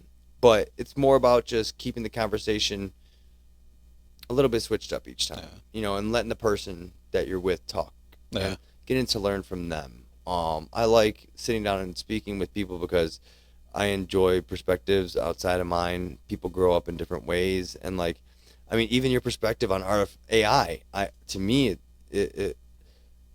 I don't know. Even hearing the guy from ChatGPT talk, it didn't really change my perspective on it a lot. But you changed my perspective hearing you talk about it.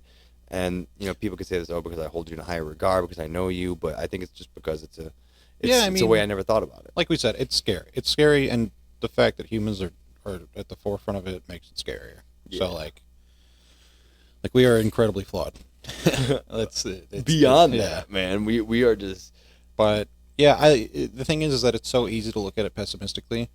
That one day I decided I was just going to look at it optimistically. Like, what could it do that's good? Like, there's so many people that think it's bad, and I get it. Like, I understand that it could be bad, but what most of the AI people are saying right now is we're beyond the point. We're beyond the point where we could have stopped it. Cage it. Yeah, like it is out there, and now every country is going to be experimenting with it, and like it's going to get better, and then they're going to tie it into like the Boston Dynamic robots, and they're going to start doing fully automated functions and stuff. We have a lot of that happening already, actually, with like factory work and stuff. They have all these automated things, but the robots scanning QR codes on the ground and stuff like that, moving around. Yeah, all kinds of stuff. Like they got like there's warehouses that have 2 people working in it because the robots just move everything. They do all the picking and pack, like they drop it to the pack line. The pack line automates that. Yeah. But I like to think of that less as like, oh, we're going to lose 1 million jobs and people are going to suffer, and more like we're going to gain 1 million people that can do stuff that they want to do. So jobs, jobs will be replaced, but the jobs will be on a higher level. That's the thing. The basic everyday jobs are going to get automated, and what that's going to cause is going to cause a need for our educational system to kind of transform with it as well. I think that's where we're going to fail. I don't think the failure is AI failing. I think society is going to fail in preparing individuals to move into these more intricate jobs. So instead of, picking and packing, they're going to have to be maintaining the pick and pack line, maintaining the robots, doing software scrubs, doing virus scrubs. The job level is going to then graduate from a basic job to something that's going to take a little bit of training. And it's society's obligation to ensure that its members get the education they need to fill the new positions. And AI is, like you said, it's out the bag. So we're done there. It's coming whether we like it or not. And the unfortunate part of it is if we're not doing the most we can do with it, another country's going to, and they're going to exploit it. Yeah. And so we have to at this point. And so now as a society, we need to be talking about how do we transform our educational system to get these people prepared to do these things? Mm-hmm. And how do we should have been talking about this years ago. We should be 10 years further in our educational system than we are, 15 years if you want to be serious. We need to start delving into how do we fix this and how do we make it to where every person is getting this at a bare minimum, and that bare minimum is 30 years ahead of where we're at right now. Because, and I'm being a little hectic when I say 30 years, but maybe 10 years ahead about where it's at now. And so that gap, it's a big gap to make, but I think we can do it, and I think we need to start focusing on incentives around that, and not just around quantifiable education. Yeah, I mean, we can barely make decisions as we are now. So, I mean, at some point, someone's going to have an incredible amount of power with this tool. And they're either going to choose to keep doing the same thing, which is what we're doing now, the hypercapitalism, stuff like that, or they're going to choose to change it. And in either direction, there's going to be a lot of upset people. So, like I'm of the perspective that I hope scientists control it. Because at a bare minimum, they're probably going to have well-informed decisions. But that's a good point. No, that's a very good point. You don't go to a farmer who's a salesman. Yeah. That's kind of like the. But I think that's a very good point, dude. I think the people that control it initially are, no matter how much you want it to be, like balanced and stuff, like there's going to be a massive imbalance. Like it's just going to happen, and they're going to use it selfishly, whether or not they think. Like if an astrophysicist got it, let's say, they're going to use it to explore space, when probably they should use it for medicine. Realistically, that's probably where it should start, so that we could get people healthy, so that your back could get fixed, because an AI could think through how to fix it. Like they said, if they take apart your back, you're never going to put it back together like you were born. But Maybe there's AI probably can. a robot someday that's going to be able to do that. Yeah. But yeah, I mean, Take a digital map of it beforehand and afterwards. yeah. Well, I so- mean, it will so- have the most advanced understanding of the spine ever known to history. Well, if you think about it, if you could just design something that would take a picture, like when they open your back up, like I did, like take like a X-ray, MRI all at the same time, so it has a digital map of your thing, and it's literally just operation with putting it back in the way it was. You know what I mean? Like it's a lot more complex than that. But at a basic thinking, if I have a square right here with 4 pieces and I take a picture of it, I can put those 4 pieces exactly back where it needs to be. Yeah. And that's a very layman's term of the situation. But even the degree of precision, like you look at just tools that were made 50 years ago for making like airplane parts. The amount of precision in that alone is incredible. And imagine you have essentially something that thinks on its own, being able to produce things like that. Like, it sounds awesome. Like, it sounds incredible. So do you think that's the next step of human evolution, or that's the next step of a being? Because essentially, if you do something like that, why do we need our flesh and body? Why does that thing need us if it can self-replicate? That's the grand question. Like, are we here to spawn that, and that's our Yeah. only reason for being? Or are we here to integrate with that? Because if you think about us, a silicone-based thing could actually be a lot more efficient than a but like that, carbon-based like one. hypothetically, we'll be able to upload our consciousnesses to robots eventually, right? Like that's something that could happen. And does your physical body actually mean anything? Does it? It certainly doesn't tend to do us any favors. So it's I would wonder if you would lose emotion then. You know what I mean? Because in my theory, you would. With the whole I don't water know. thing. We You know don't what I mean? really know how the consciousness works 100%. No, not at all. Like the human soul, Like, yeah. Like, My thought is the whole thing with DMT, they say it's released when you're born and when you die. I think that's the gateway to your soul entering your body. yeah, I mean, I have no That's idea. how God that's how God gives us our soul. And that's why we can find DMT in a lot of plants. And I think what it is they are in a constant trance state, so they can't develop into something. You know what I mean? Because we've identified that because of mycelium, that trees actually can aggregate nutrients to their young, to their seedlings. They choose their seedlings. Yeah. Well, I know That shows parental care, dude. That shows a higher level of intelligence. They can feel. They have an equivalent of a nervous system. We know that plants can make noises now. Yeah. That's really so these things are essential. I've always thought of them as intelligent, but they're beyond that to what our level of intelligence was given to them. You know what I mean? And people say, "Oh, nature isn't intelligent," and I love Paul Stamets says something on Joe Rogan's show where he's like, "How can you call nature unintelligent when we are a thing of nature and we come from nature?" Pretty much, it's like, bam, mic drop, walk away. Well, there's so much more. Like, there's so much. Like, mycelium's crazy, dude. They can re-aggregate nutrients So that's from what- 20 miles away, and we're that's closer what the to fungi concept of, than we are to animals. Last of Us is, right? That's mycelium? it's mycelium is it's a network of It's fungi. not just a type of fungi. No, that's the cordyceps. I think you're thinking the cordyceps mushroom. Gotcha. It infects. There's species specific. It infects different insects and I don't know if it's animals even, but I know it's insects for sure, like ants and things like that. And what happens is it hijacks the brain, and that's kind of what the concept in The Last of Us is that this species, because it warms up, figures out a way to infect humans. And then it controls us, and that's why you can see if they step on one over here, it causes a horde to come from up to so far away. But that's true. What they say is that it can re-aggregate nutrients, and maybe I'm not saying this correctly, but it can reallocate. Well, did you watch that nutrients. Fantastic Fungi or whatever thing? Oh, with Paul Stamets, yeah. You step I on watched that. one footstep is like 300 miles of fucking mycelium, dude. It's so they awesome. showed that 3D model of it and how it moves the water around. I Dude, remember it's seeing absolutely, and that's where I learned the whole thing with the seeds. The trees take care of their seedlings. Yeah. That shows a high level of intelligence. I think the DMT keeps them in a state to where they don't actually become functional. When I say functional, I mean mobile, I should say instead. That's like me being super high and stupid. Yeah, no, I you know what I think mean.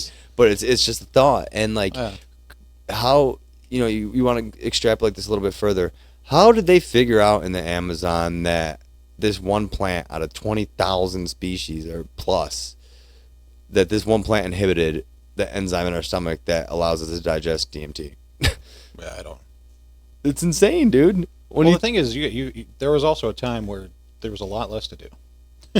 But that many species? I know, yeah, right? It's like when people have huge families, you didn't have TV. But like all day. even like think back to the pyramids, like that whistling one. If that's made by like a earlier human, like imagine the amount when of they clap. time. Yeah, and it like whistles. It's It makes the Quetzal bird noise. Yeah. But like it's like, do you think that's just someone was so bored and they were so into architecture? That is intricate, dude. Over 1,000 hours of time, they figured can't out replicate how echoes that. work. Like it's crazy. We can't replicate that though, and that should say Like, something. was it luck? Like, did he just get lucky? Dude, you hear a rattle Well, off like, the no, warrior like- temple. Like, think you're farming in a field and you hear an echo, and you're like, oh, that's kind of cool.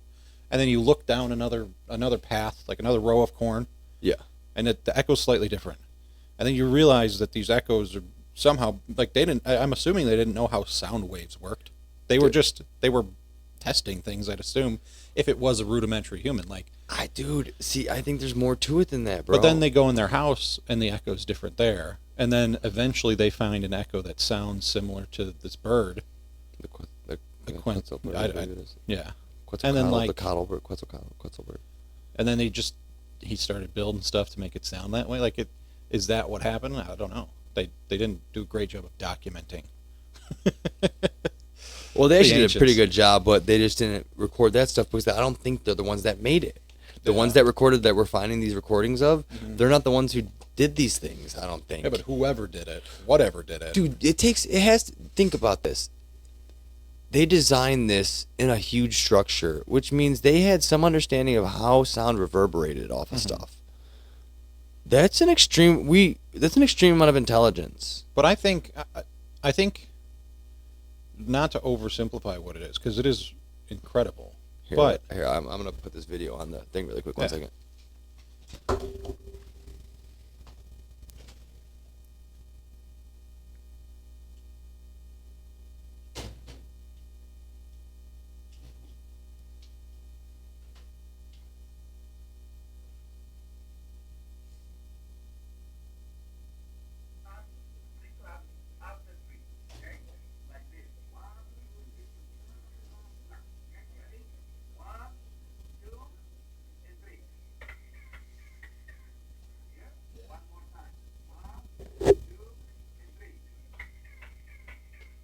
that's so crazy, dude.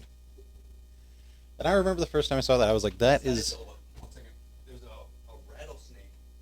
A rattlesnake sound that comes off the warrior temple when the sound reverberates a little bit further out. Yeah. But like, because how many of these sound temples are there? Do we know that we're aware of? This is the only one that I know of. Okay. Yeah, I don't know. I like to think of it like I like to try and think through things to the best of my current knowledge when I can.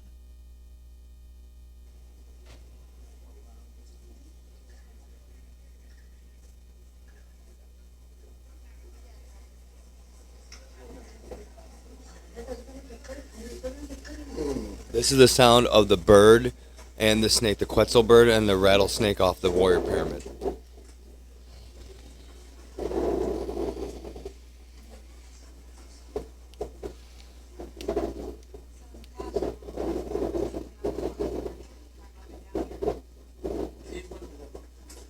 North and west. Now, my friends, once again, please listen in this place. Insanity. I'm sure there's someone super smart. Like that means that only standing alignment. This Can't is really it, hear that is that. the You north. can't hear the snake as well. That one, that is the west. We can hear that noise. But amigos, it's not only clap for clapping. Remember, this temple was built in honor to Quetzalcoatl Kukulkan, right? And Quetzalcoatl Kukulkan is the representation of a bird on a snake. Amigos, that noise is one of the 400 insane. voices of the quetzal, the bird. So my friends, we have the noise of the bird. Where is the noise of the snake? Listen, please, not only this noise, right over there. You're gonna hear the noise of the snake. How? Listen.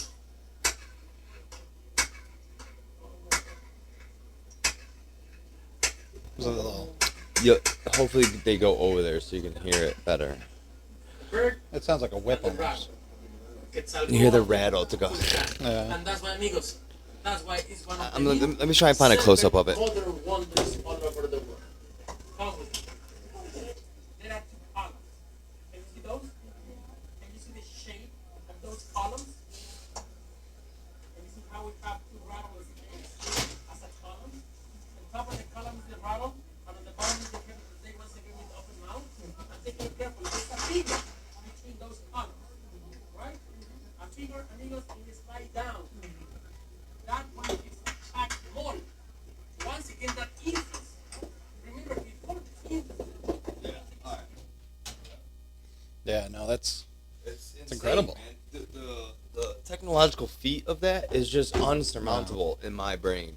Because how did they do it? well, I mean, like I was saying before, like I like to think through things to the best of my knowledge. Like I'm not a professional, I don't know sound, but to the best of my knowledge, given things that I know to be true, I know Yeah. people get bored, and I know people get creative. So like even when you're talking to a fan when it's blowing, it sounds like a robot, right? Like it fascinates us, right? Yeah.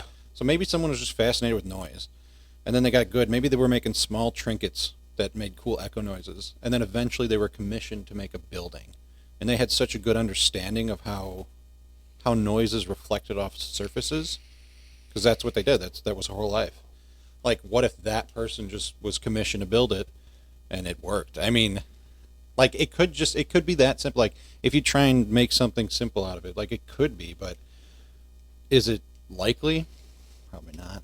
Dude, it's just, to me, it's just mind-blowing, man, because... But you'd have to find those trinkets. Like you'd have to find the shop where he made, a box that you whistle into and it sounds like an alligator or something. Like I'm sure, like you'd have to find that in order to get that like a theory like that on the go. But I would like to see like a seismic scan of the area, like one so sensitive to sound waves that you could almost make a map out of it to show the way the sound wave moved.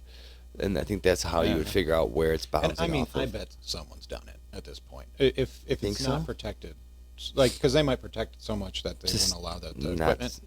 But yeah, I don't know. Well, that's what happened in Egypt. When they brought out the seismic scanners for around the Sphinx, they stopped them all from doing it because what the theory behind it is that there's a chamber underneath the paw of one of them, and that holds the like a library that's been untouched that could give us secrets that go back to times of the Library of Alexander the Great that was burned or whatever, that was ransacked.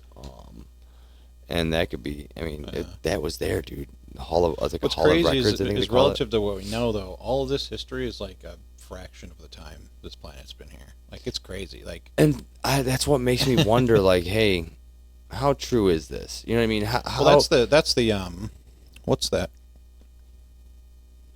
The Great Filter. You aware of that phrase? No. So basically, there's a concept with space travel specifically Okay. that until we get past the Great Filter, which is until we become a spacefaring civilization, we'll never know. Like this concept is way bigger than how I'm putting it right now, but it's essentially like it's almost like a theory that like every great civilization will die before it becomes spacefaring because of the Great Filter, which that's just what they call it because they don't know what's doing it, right? But that is how they explain why we've never seen aliens. Well, some people claim that there are aliens. I'll see it. I'll believe it when I see it. What about like all the stuff you see on TV right now? I've seen a million deep fakes of Barack Obama singing Barbie Girl. It's like stuff is believable. Like, it's believable, and you can make fake stuff easily. So Yeah, but like, what about these fighter pilots who are attesting to it? You know what I mean? Like, they're putting their career on the line when they come out and say this shit. I mean, You look at someone like Bob Lazar too. I mean, Bob Lazar put his. I don't discount the people, and I believe in aliens. I have no evidence that I could see that tells me that they're actually here or have been here. Like, I have a bunch of people that I don't know telling me that they have, but that doesn't do me any, like, first of all, it's just like the simulation thing. How does that change how I'm living? It doesn't. Like, my life's the same, because if there are aliens, They're not that talking have to been me. here, they're not talking to me.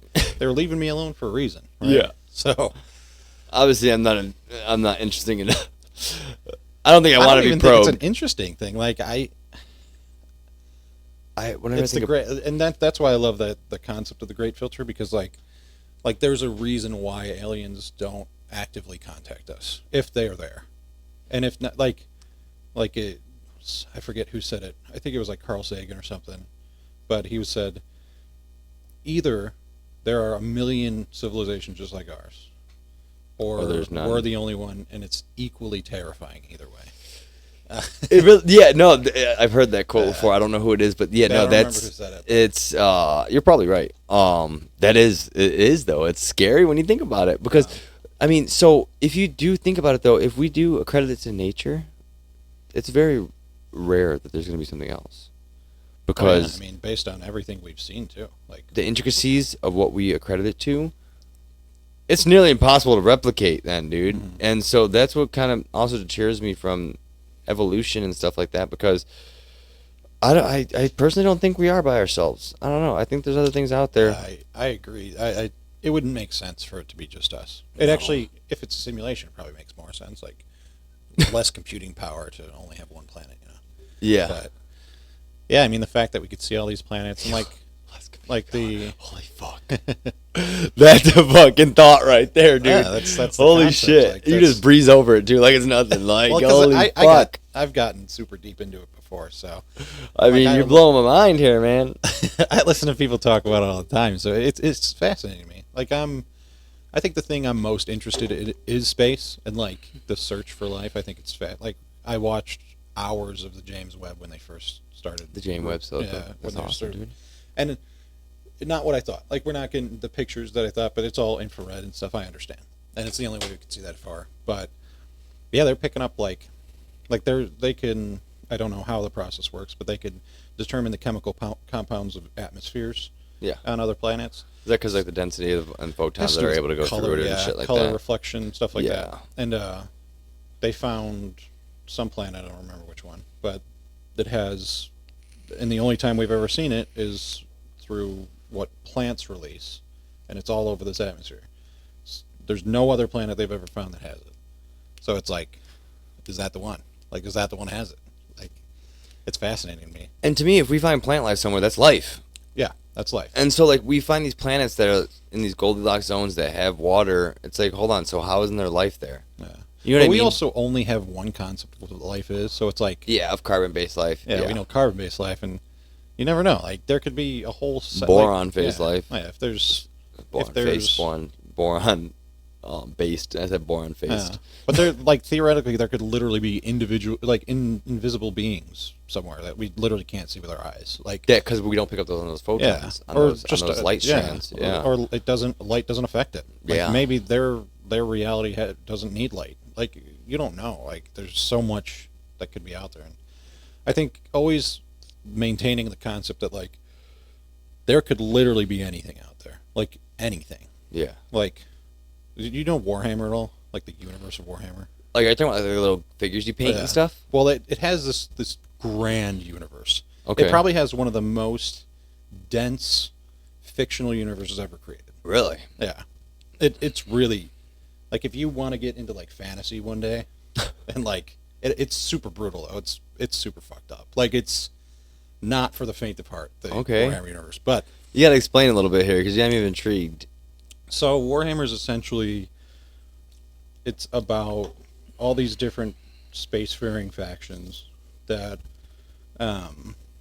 are constantly battling. Like there's a constant turmoil in this universe, essentially, and there's like demons and stuff that live inside of this alternate realm and stuff, and like there's the humans, which have all these different factions and stuff. But the whole concept is that they're constantly at war, but the scale's insane. Like the main human race, they have someone called the Emperor, who basically needs like this energy to survive. Yeah. So they sacrifice 1,000 people a day to keep this guy alive. Holy cow. Like that's like it's in those grand scales, like Yeah. trillions of people at war. Like it's crazy. But I think going back to the topic of like having these alternate realities, like that could be very like if the universe is infinite, that a lot of people theorize, that means that the odds of that existing in real life, like over an infinite amount of scales, it probably exists. Because of the possibilities of how Like randomized if you could things think could of be. it, Yeah, because if you could think of it, and it's an infinite universe, it might just exist. You know, like there might be an exact copy of me, a trillion, billion, quadrillion, whatever light years away from here. Like it could theoretically be the case, but that's the thing about infinity is that it's hard to conceptualize, and it's impossible to conceptualize. Yeah. I mean, it's hard to conceptualize a million when you truly think about it. Yeah. A million things. It's like,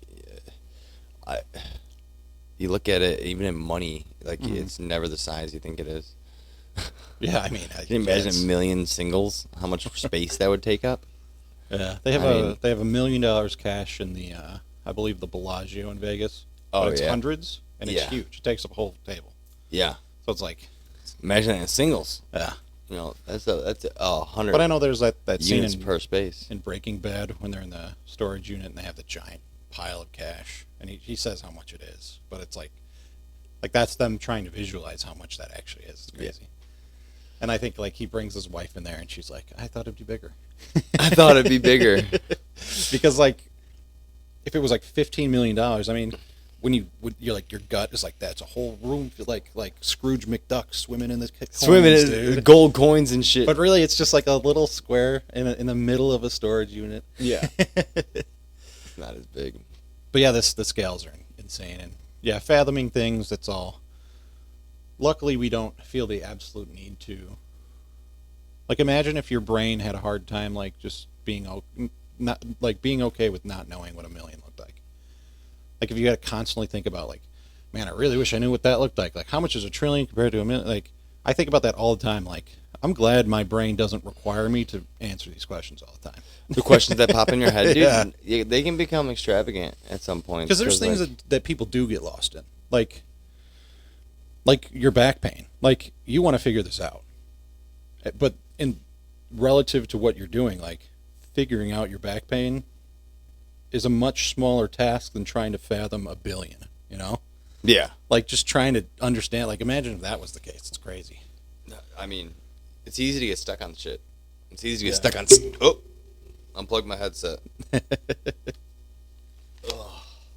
It is easy to get stuck on stupid, though. That's for sure. I've done it plenty of times. Got real stuck on stupid. It's fun, though. It can be. It can also be destructive. Very destructive. True, Depending on but- what kind of stupid you're stuck on, I guess. Yeah. No, but like getting stuck on this kind of stupid is good. I like these topics Yeah. and stuff like that. Like, you know, one thing for me that I truly wish I dove more into was probably technology. I've always had a love for it, and I knew that there would be something that I would enjoy doing with it. But I don't know. I just feel like, I mean, you definitely dive in. Look at all this stuff. yeah, I guess, yeah. I mean, I'm learning all To a this, degree. you know. And I think so, maybe what you would want is like more code or something like that. Like, probably yeah.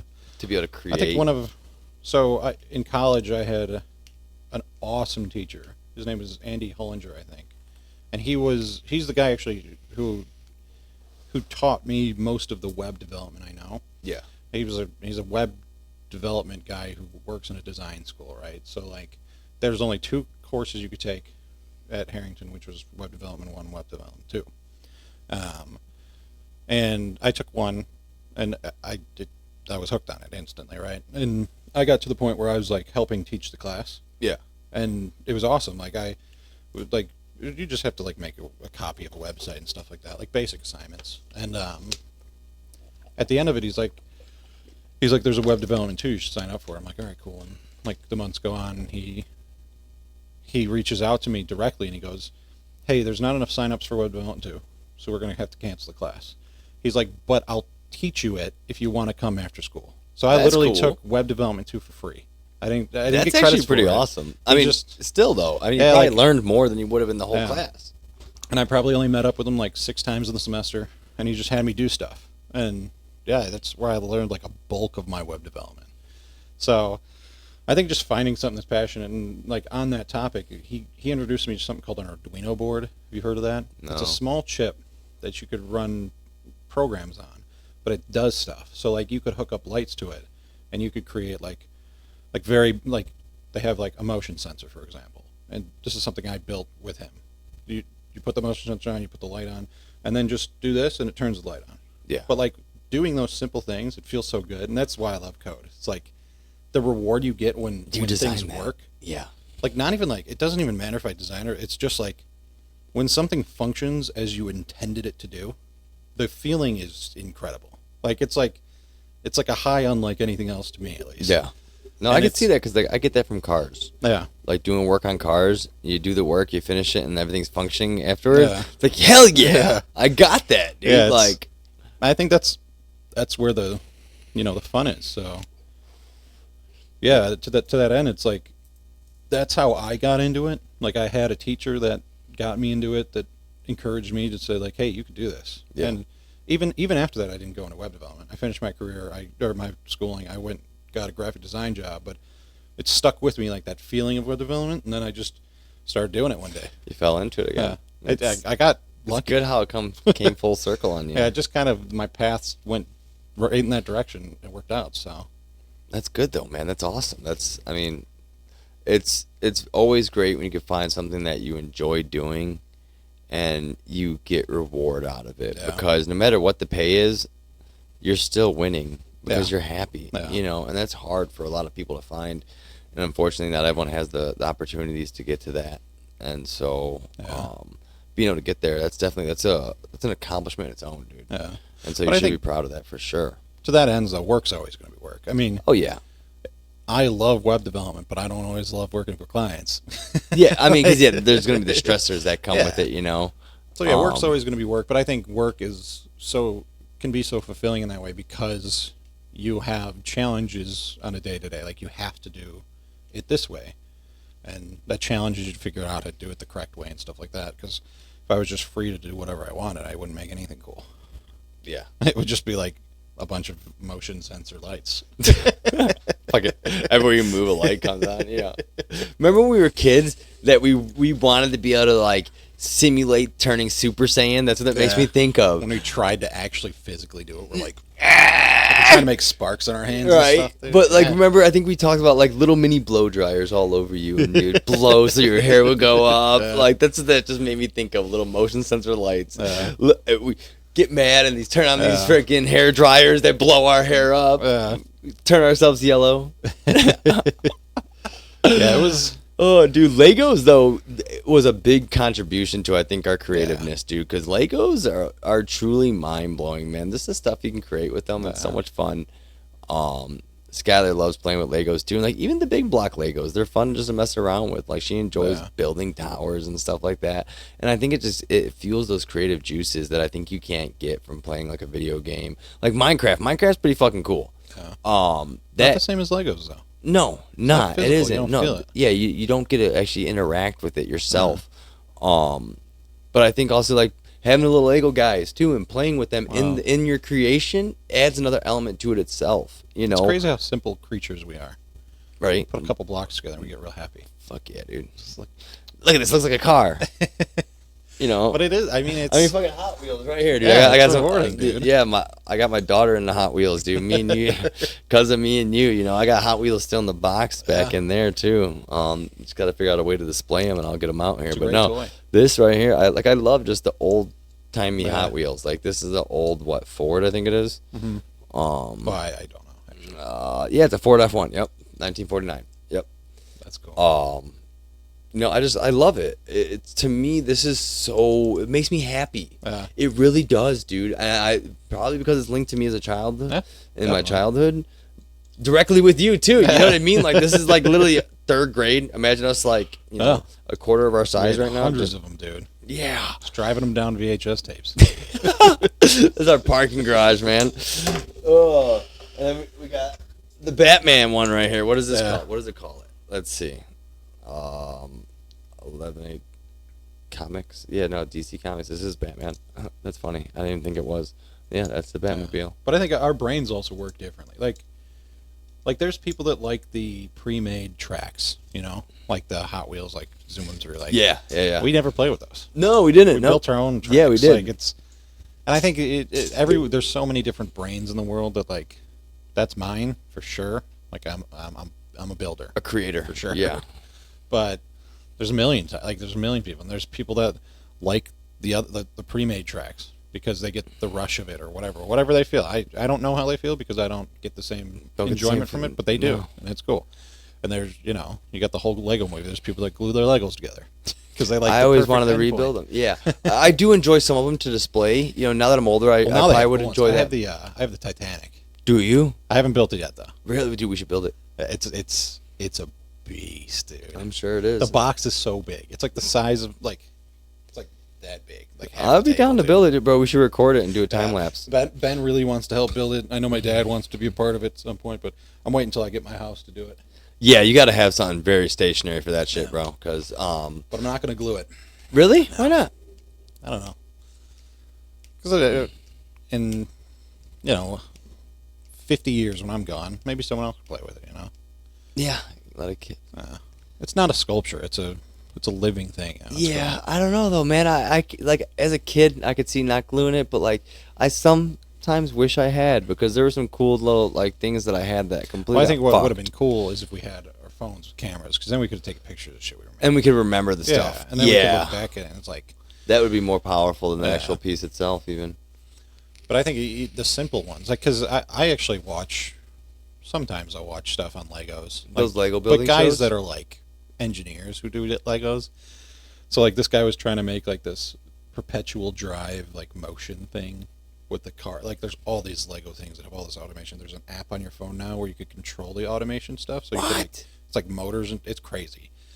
But he was making essentially a treadmill, but a car that will stay perfectly on it with enough momentum going down and the treadmill going up. It was really cool to watch. But you have to be like an engineer to do it. He's got weights. He's like, at one point the thing is like vertical, like the treadmill. So he puts fans that spin to press the car down so it'll stay on the track. It's so cool. What? And the guy just had an idea. He's like, I want to make this car stay on this track infinitely. And that's he did intense, It's so cool, dude. That's crazy to think about, though. Yeah. Like that's an intuitive mind right there. That just. Well, I think that's someone flexing their creativity. Like when you have a skill set like he's an engineer, so he knows how to do this stuff. Yeah. But he wants to play with it. Like I think sometimes I'll just make some random thing in web development because I'm like, I don't know if anyone's ever done this before. You want to try it and test it out? Yeah, see what it does. So it's like when you've developed a skill set over time, then you get to do cool stuff. And he happens to love Lego still, and he's an engineer, so he's like, I want to build this Lego thing. It's hard not to love Legos, dude. I still get giddy about them. Like I'm mad because I lost a couple pieces to my Yoda or my Grogu, or what, it was a Grogu or Yoda. I don't know. It's one of the two. One of the two. But I lost pieces to it, and I have another one that I bought just to keep in the box. Oh yeah. And I'm like, I'm not opening it. No, I'll just not build it. I'll just not finish it. Yeah. And I've always been bad with that with Legos. They always got destroyed. I also had dickhead brothers. Dude, you know how many times did they destroy our shit? That's all right. We rebuild. Yeah. Freaking make Legos great again. Dude. I mean, Ben loves them, dude. He loves them. I think every year since he was born, I bought him Legos. Well, that's good. Except for when he was really young. Yeah. So yeah, that's like a gift but eventually like us, like we stopped regularly playing with him. Eventually that's not the gift he's going to want anymore. But I think it's cool when I can't do it. But I can't wait for Luca to get into it. I really can't. He's going to love it. I'm going to make sure he does because Skylar already likes building with the big ones. I mean, even Charlotte loves it. I mean, I've bought Charlotte a couple, like Well, the girl ones, you know, they have all kinds of Legos now, like, Yeah. but like the girl themed ones, like, And it's cool because you can get ones from like different countries and stuff now too. So it's like you get different like you can see how they have shaped well, them they've now. also the Lego marketing team is probably one of the best in the world because they know their audience is grown old. Like their original audience is now 30 plus. Yeah. So like now they have the architecture ones, like they have the Really? Titanic. Yeah, they See have that- like they have models of buildings and stuff like. Really? Yeah, like the Sears Tower, stuff like that, like the That's pretty cool, Eiffel Tower. actually. Yeah, I didn't know that. And then like the Titanic, which is I don't know how many pieces. I think it's like 15,000 or something crazy. That's insane, dude. That's like a little kid's wet dream right there. Just that many pieces in general. I always liked building my own stuff though too. So did I. Yeah. A lot. Like I liked buying the big old chess sets of it, and you just you get all these thousands of pieces. You get to build whatever the hell you wanted. Especially because we would use it to build our little members' houses. Yeah. Like this is where Gohan lived and Goku, and they were driving cars. Yeah. Well, I think that one of the coolest parts was just Bank like, robberies. Well, the situation. Was like you would get the big pile of Legos and you'd find a piece that started your build, right? Yeah. It was usually tires a lot of the time, but it was hard to find the tires, man. You got to find the tire. If it's not connected, you got to go find the rubber pieces. Right. Oh my God. But yeah, I think just like the human brain works incredibly. I always say Grand it. Theft Auto 3, dude. Of course, a lot of hours spent on that game. Oh my God, dude. When we figured out the cheat codes, Yeah. we would just see how long we could get for Just how have long, infinite 5 rockets. stars, just blowing up helicopters and stuff, dude. Oh my God. My pastor was like, my son was asking me for Grand Theft Auto something. I was like, do not buy him that game. Do not buy him that game. That game will rot a kid's mind, man. Especially like nowadays, man. I feel like it's even. I feel like back then it was a little easier to separate that from what you see, but now all this stuff is so not politicized, publicized. Like all these mass shootings, whether you want to consider them mass shootings or not. I mean, you have a drive-by, they're calling it a mass shooting now. Yeah. I think there's a certain body count that needs to be met, 5 people or something. But they still, I mean, I've seen them call 3 as a. Maybe it's 3. I don't know. No, I don't know. There's a number. I feel like they're literally But the putting media's it. always going to twist stuff. Like That's they're what I'm gonna twist it, saying. whatever But like, they I want. feel like with that, it's going to traumatize kids a little bit more. You know what I mean? You didn't see all this on the news. You heard about it on the news, but it wasn't as bad. You know what I mean? Like, you can't turn on a news cycle without there being talks about a shooting. And it's not that it wasn't happening. People are like, oh, it's gotten so bad now. I'm sorry. There are not people being gunned down with machine guns like in the 1920s in broad daylight. So, no, it is not as Actually, I bad. went to the Mom Museum when I was in Vegas. Did you? How was that? It's interesting. I mean, I know a lot of it, so like, and there was a ton about Chicago, but obviously in Vegas, not everyone's from there. That's where all the monsters are buried is in fucking Vegas. But like even like the St. Valentine's Day Massacre, like they have an exact replica of the wall there, like where all the bullets landed and stuff. Like, but it was only like 9 guys. I mean, relative to today when you have, Mandalay Bay shooter and stuff who's killing a bunch of people. But yeah, and I'm not, I don't want to sound insensitive. I'm not discrediting the stuff that's happened because it is bad, but like there's a lot of over exaggeration, I feel like, too. Again, not discrediting the things that have happened. I'm not saying anything is fake either. That's what I'm saying. What I'm saying is that there's every time, like they're eager to put that shit out there, I feel like. Whereas I mean, they love negative news. It sells. That's fear the problem. mongering. Yeah. I mean, the bigger problem is whatever mental health issues are going on they're going unaddressed. like, is it just they want attention? Is that it? Like, what is going on? What I've thought to that too is kind of the attention part of it is we just need to start numbering them, and that way We need to stop publicizing the individuals and stuff. And because I think that may to a sick, twisted mind, or someone that's in a mental state, give them. I'm not saying that's what drives all of them at all. That's not what I'm saying one bit. But I'm saying that could add incentive. but there's got to be, like, the science. There's got to be a correlation. There's definitely To the best of our knowledge, it's this an wasn't incentive. happening before. Like, this wasn't happening 50 years ago. Not the way it happens now. People killed people with intent before. Now people are just killing people because it's something to do. It's insane. Yeah. And That I can agree with. That's a good point. I've never thought about it in that way. The the reason people are killing is different. Yeah. Well, You know- yeah, and like, yeah, I don't know. It's just, There were like serial killers and stuff like that, but you Yeah. weren't seeing people. but even serial killers killed with intent. Like they had a reason. But now it's like they just smile and stuff sometimes. Like I've seen some of these people, like even that guy because the first big one I think was that movie theater one, Colorado. Yeah, with the whole Dark Knight thing. And that right? guy was just It was Dark Knight. he just right? seemed crazy. Like he Was just it seemed Dark like Knight? I think so. Yeah, the Dark Knight Rises or something like that. But the last one. yeah, I don't know, man. That's all fucked up. Again, a problem that I could think about, but I have no solutions for. No, and you really have me thinking now with this whole intent thing because just doing it to cause pain. Yeah. Well, I'm sure And it's suffering also on a there's massive a scale. massive devaluing of human life to some degree somewhere because before people thought Like it was in that genuinely wrong person's to kill life? a random person. Like, Now I- it seems okay.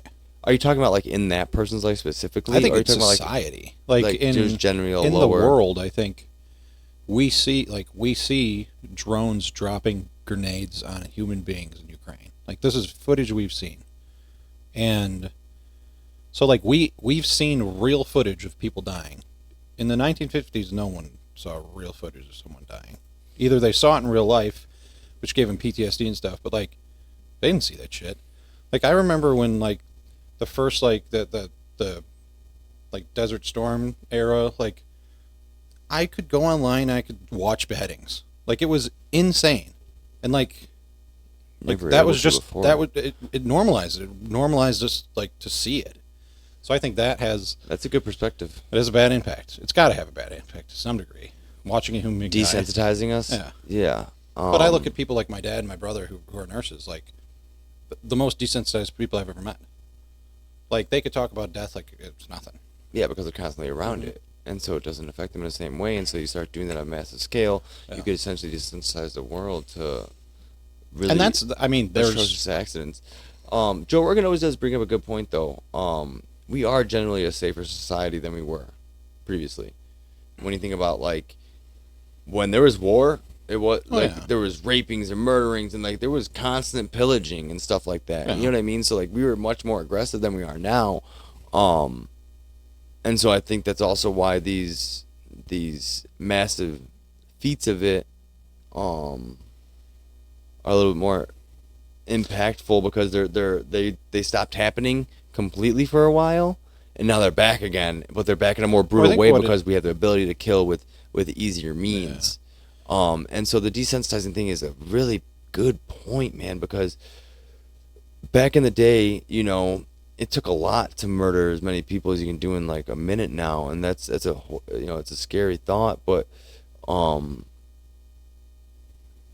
Joe Rogan thinks that the people who survived the previous cataclysms were the roughest, toughest people out there. They're the scruffiest, the most brutal, because that's what it takes to survive those cataclysms, you know? And fighting so a bear with your bare hands kind of guy. Yeah. like beating the shit out of someone bloody 30 times over just to make sure you got your protect food your at the end of the food, day. Yeah. And so those are people, that's what society spawned from, and that's why we became so brutal. Wow. And that's why we were such savage people up until, you know, we become more and more civilized as time went on. And, you know, so now that we're at such a civilized state to where death was very minuscule in the United States, at least because we were protected, whereas other places it wasn't, that now that we're being re-exposed to that, it's kind of bringing back out those savageries. Yeah.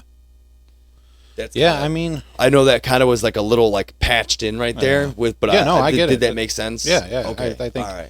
it's like it's in us almost to do it. It is, and it got reawoken again almost because of all the re-exposure to all this stuff. Like you said, being able to watch someone be beheaded, and you know we were taken away from it for so long that we got re-exposed to it now in such a heavy amount. It's like it's fucking with people almost, and it's. But I mean, there's like to that end also, like there's always been violent movies and horror films with death and stuff. But we've been able to, so like that's actually a good concept too, because with my daughter, I was talking about it with her mom, and I was saying how it's easy for me to tell her a cartoon is fake. Yeah. My daughter was having nightmares the other night, from just a simple show, but it was humans in the show, And it's harder, I think, as a child to differentiate saying that a show with humans is fake in opposed to a show with a cartoon that's fake.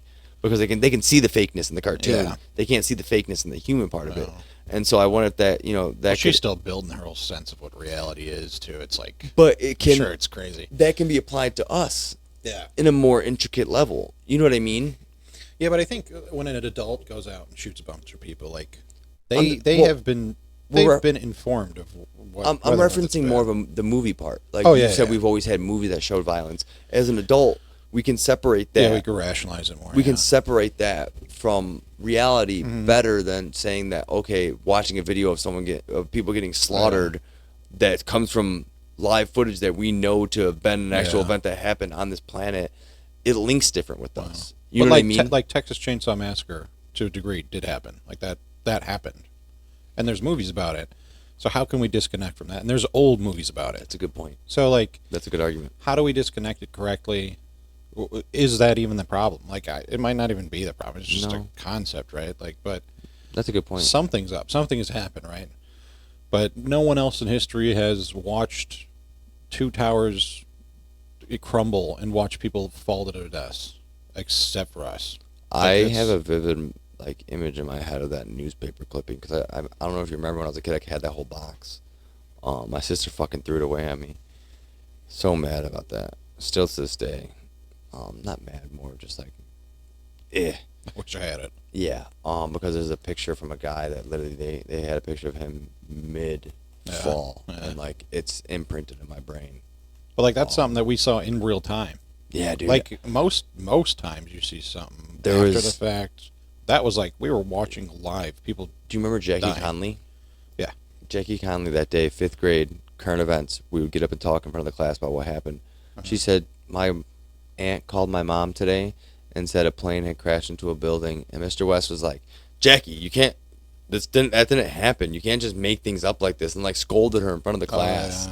And not even 30 minutes later, got called out, comes back in and pulls Jackie aside. I hear because I'm right by the door, and the door was kind of cracked still. And he was, Jackie, I'm so sorry about what I said. I did not know what is happening. I apologize for scolding you. I apologize for saying you were wrong. Those things did occur. Stuff. And it would be crazy if they didn't happen. And she was saying it. I understand the teacher's perspective. Yeah, no, 100% it is. But it's just it's insane to think about, man. You know what I mean? That's. Yeah, so maybe the fact that we saw all these people die in front of us, well, not in front of us, but through a screen, and at the end of the day, our day-to-day did not change. So maybe that's a desensitizing manner. The fact that happened and we were able to just go to school the next week nothing, not nothing happened, but to a degree, you carried on your life the same way you were before. We happened to go to war, but even when we're in war, how much does that affect me? Almost none. Whereas in World War II, the whole freaking thing changed. Your dad's gone, your brother's gone. Yeah, life completely things that changed actually. during But those wars. Now we have this highly visible deaths all over the world. They don't affect us, so maybe people are just so desensitized that, sure, I could kill a bunch of people. It's not going to affect me. Maybe that's it. But the thing is I'm sure it stems down to how connected we are now. It's got to be part of it, right? But. When you say how connected we are, what do you mean? How would that affect? How we could see everything. We could see everything all the time. Yeah. Anything that happens, we could see. We could look it up. We could find anything. I think it does, dude. And I've never thought about it in that way. And I appreciate that perspective a lot now. That's a very good point.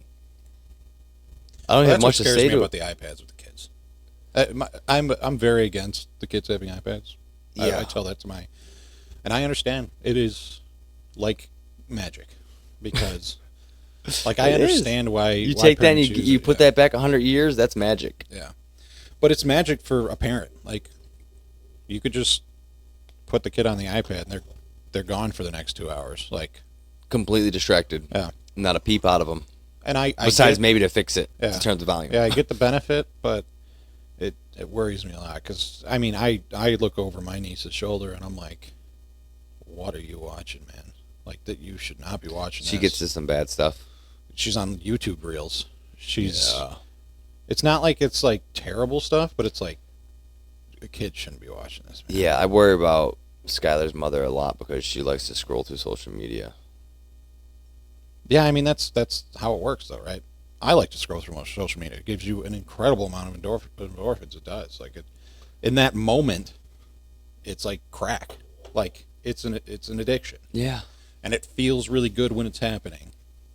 And if you layer that with, being high or being drunk, then it's really fun. Because then you're laughing, you're crying, you're going through the whole range of emotions, and then you go to bed. It's insane. Like, it's insane what's going on. But overuse of that does some damage. Oh, yeah, definitely. And the whole reason why that scares me is because when Skylar's around me, I try not to be on my phone. I am guilty of it, though. But it's impossible not to. We're cyborgs. We need the phone. Yeah. I've gotten pretty good at disconnecting myself from it. I've had to reconnect myself with it a lot more because of the podcast and trying to connect with people more and trying to, reel back in some of the social aspects of technology that I really shied away from for many, many years just because I felt no use for it anymore. But now with all this, I need to be more connected because I need to, keep up with stuff. Yeah. And it's a good thing. It's a good thing and a bad thing. You just got to take it. Like, it's so crazy how we understand how good moderation is, and yet we are so bad at it. So bad at moderation. That's because moderation's not fun. Right? Yeah, moderation has no thrill to it. Yeah, I mean, it's like... but we either do stuff too little or too much, and we do a lot of stuff too little. Like getting up off the chair for old Anthony here. But yeah, I mean, there's... My thing is not sitting the fuck down enough, bro. Like, I'm always trying to be on the go, and I always end up fucking myself over for it. I think that's the poison right there. Yeah. People that don't sit down want to sit down. People who don't stand up want to stand up, but they choose not to because that's who they are. It's built into them. It's how we're programmed. It's weird. But I think that's humans. Like, humans are always going to strive for things they don't have. By doing what I said this to you already, right? We should always be doing what we don't want to be. Yeah. But even it's against our nature to not. Like, sure, I could sit at home and play video games all day, right? But we used to do it for years. Yeah, but like, we should play some. Sorry to sidetrack a little bit. We should get down on some. Do you play Age of Empires still? Oh yeah. I have Age of Empires on this computer, bro. We should get down on it soon. I got really good at it at one point. Did you? So, like, unfortunately. Okay, we should play together, but we should play against some computers first. Like, I played my dad. Dude, your dad used to play it around. He still plays. Dude, we should get down on a LAN party, bro. I could bring the laptop over. I played him. We should 2 years ago or something. I decimated him. Like, it wasn't even fun.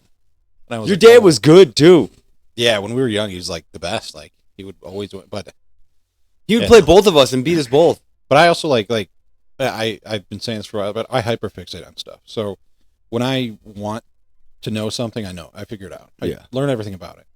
And at one point, like 2 years ago, I picked up Age of Empires again. I was like, I want to get really good at this. So I like watched pros play it like nonstop, and then I like became super good. See, that's what I never did. I never like watched other people play, and that's how you get good at stuff. Yeah. That's why football players watch gameplay. That's why they rewatch other. That's why boxers watch other people box because they learn. I'll tell you what, it hasn't done anything good for my pool game. Because watching other people play, it doesn't make me better. Pool's a little more intricate though. We used to play pool all the time. Remember that, dude? I do. That's what got me into pool. I still love pool. Yeah, I like playing. I don't play it enough though. I don't have a pool table, but we do. I had one for a long time actually. When I moved out, when I got my first house, rented my first house, I had a pool table in it. Yeah, left it there. Yeah, I love pool. And I mean, I'm better than most like regular people. Oh, because we played it at such a young age. But yeah, like compared to like actually good players, like I'm not even close. It takes such finesse, dude. They actually say pot smoking helps a lot with pool playing because it increases your sensitivity. Oh, and so you're able to actually regulate your shots a little bit better. I think my issue is the geometry. I don't get it. I still don't get it. The angles and shit. Yeah, I felt that was the easier part. Me was the finesse of the ball. You know that's what I mean? also incredible. The English of it and stuff, putting English on it. Dude, it's amazing what some people can do. Fucking make a ball go. Yeah, you see those videos online, like, bouncing it off the rail. Like, I mean, even outside of bouncing, but like more of like the change of directions they can do. That is so cool, and like it's Well, like a they pretty simple understand how concept. when the ball hits the rail, it'll change the direction of the spin, and then it'll spin around. It's crazy, dude. These guys are crazy. But it's like it's the same thing with the guy who did the Lego thing. Like once you get so good at something, Such you a could love just for play it. with it, you know, Yeah. and you could show it off, and it's fun. And I think that's part of that, like imposter syndrome. I think it's hard to get to recognize in yourself that you have something that you're good at like that to show it off. Like there's people that do YouTube videos and stuff, but those are the people that realize like, oh, not a lot of people can do this. So I'm gonna try. Yeah. You just finding that little niche that you're good at and trying to, actually get to a level of it to where you can really adapt it to any situation, and make it benefit you.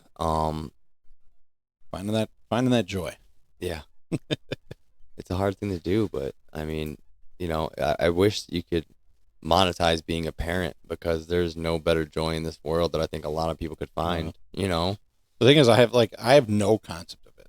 Of parenting. I don't get it. I mean, you do a little bit though. I mean, look at you. You have the insight enough to understand that, hey, you could see the detriment that a tablet's doing to your nieces and nephews. Yeah. And I don't want to say detriment like something bad's happening to Oh, your I think nieces and nephews. something's bad happened to him. I do think it's a detriment. It can be like I have a friend, Nina. She told me, she's like, you gotta limit the kids' screen time. She's like, we took it away, and it's like they were going through withdrawals, and I did it to my daughter, and dude, she freaks out. Yeah. So I've gotten. I think the thing is that I could see the poison it does to me. Like I had TikTok for a while, like a year ago. I deleted it as soon as I went to Congress. I was like, oh, fuck that, dude. Well, the thing is, I will put it on a phone that's has linked to nothing. You know what I mean? I'll put it on something that's completely separate, just to get some content up on there, because there is a huge following on there. Yeah. But I will never put it on something that I use on a daily basis. Well, I think just not going on it's a big thing for me. Like I was going on it, but like I would lay down in bed at 10:30 p.m. and I would open TikTok, and I'd look at the time, and it was 3 a.m. Oh, that's I was bad. like, what the f- is going on to me? I just deleted it. I was like, I can't do this. But yeah, it's addictive, and the people that make it are very smart, because they know how to fish that brain into sticking around. Yeah.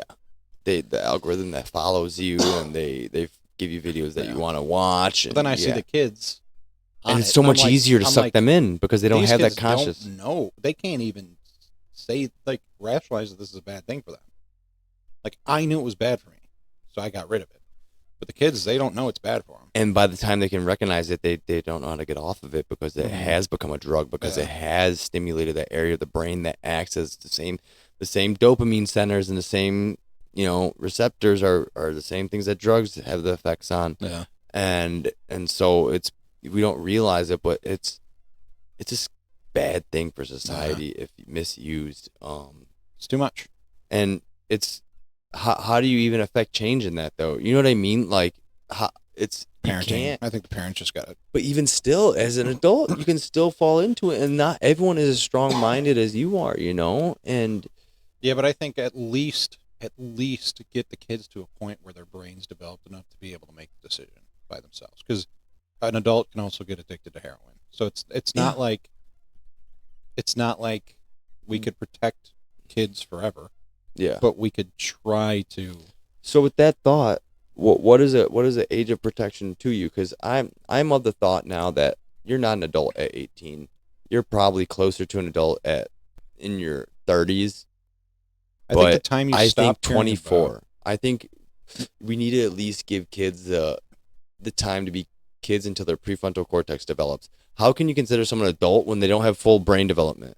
You know what I mean? To me, that's kind of hard to conceptualize, and I'm not trying to minimalize intelligence of young adults, because I think young adults are going to always be more intelligent than their predecessing generation because of the available information and technologies at their fingertips outside of a cataclysm resetting stuff. Yeah.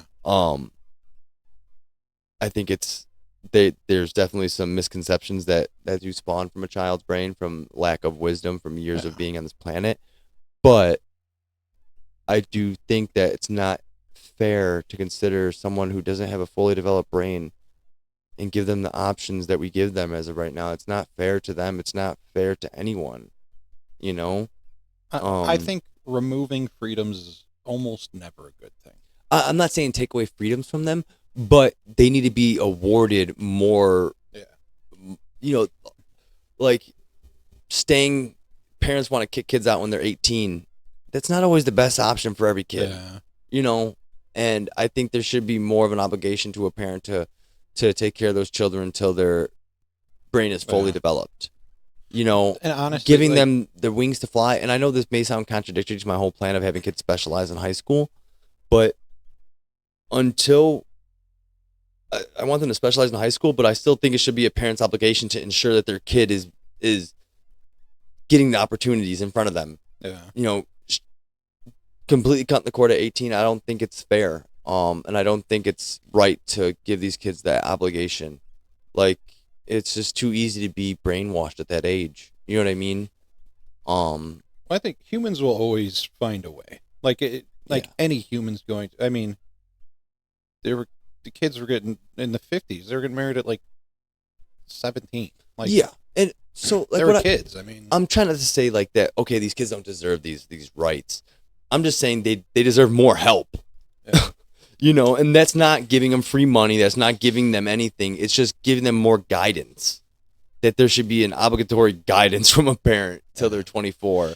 Not, hey, you're 18, fuck off. And I don't know that I agree with drafting 18-year-olds either for war. I understand that sometimes we'll need that, but to me it's it's just not okay because their brain is at such a fragile time. It's going to be decimated, especially with the way warfare is now, man. But I think, in fairness, though, to go back to what we said earlier, I think we can't choose to make everyone soft. Humans have to be strong. And that probably starts when you're young. That's a good point.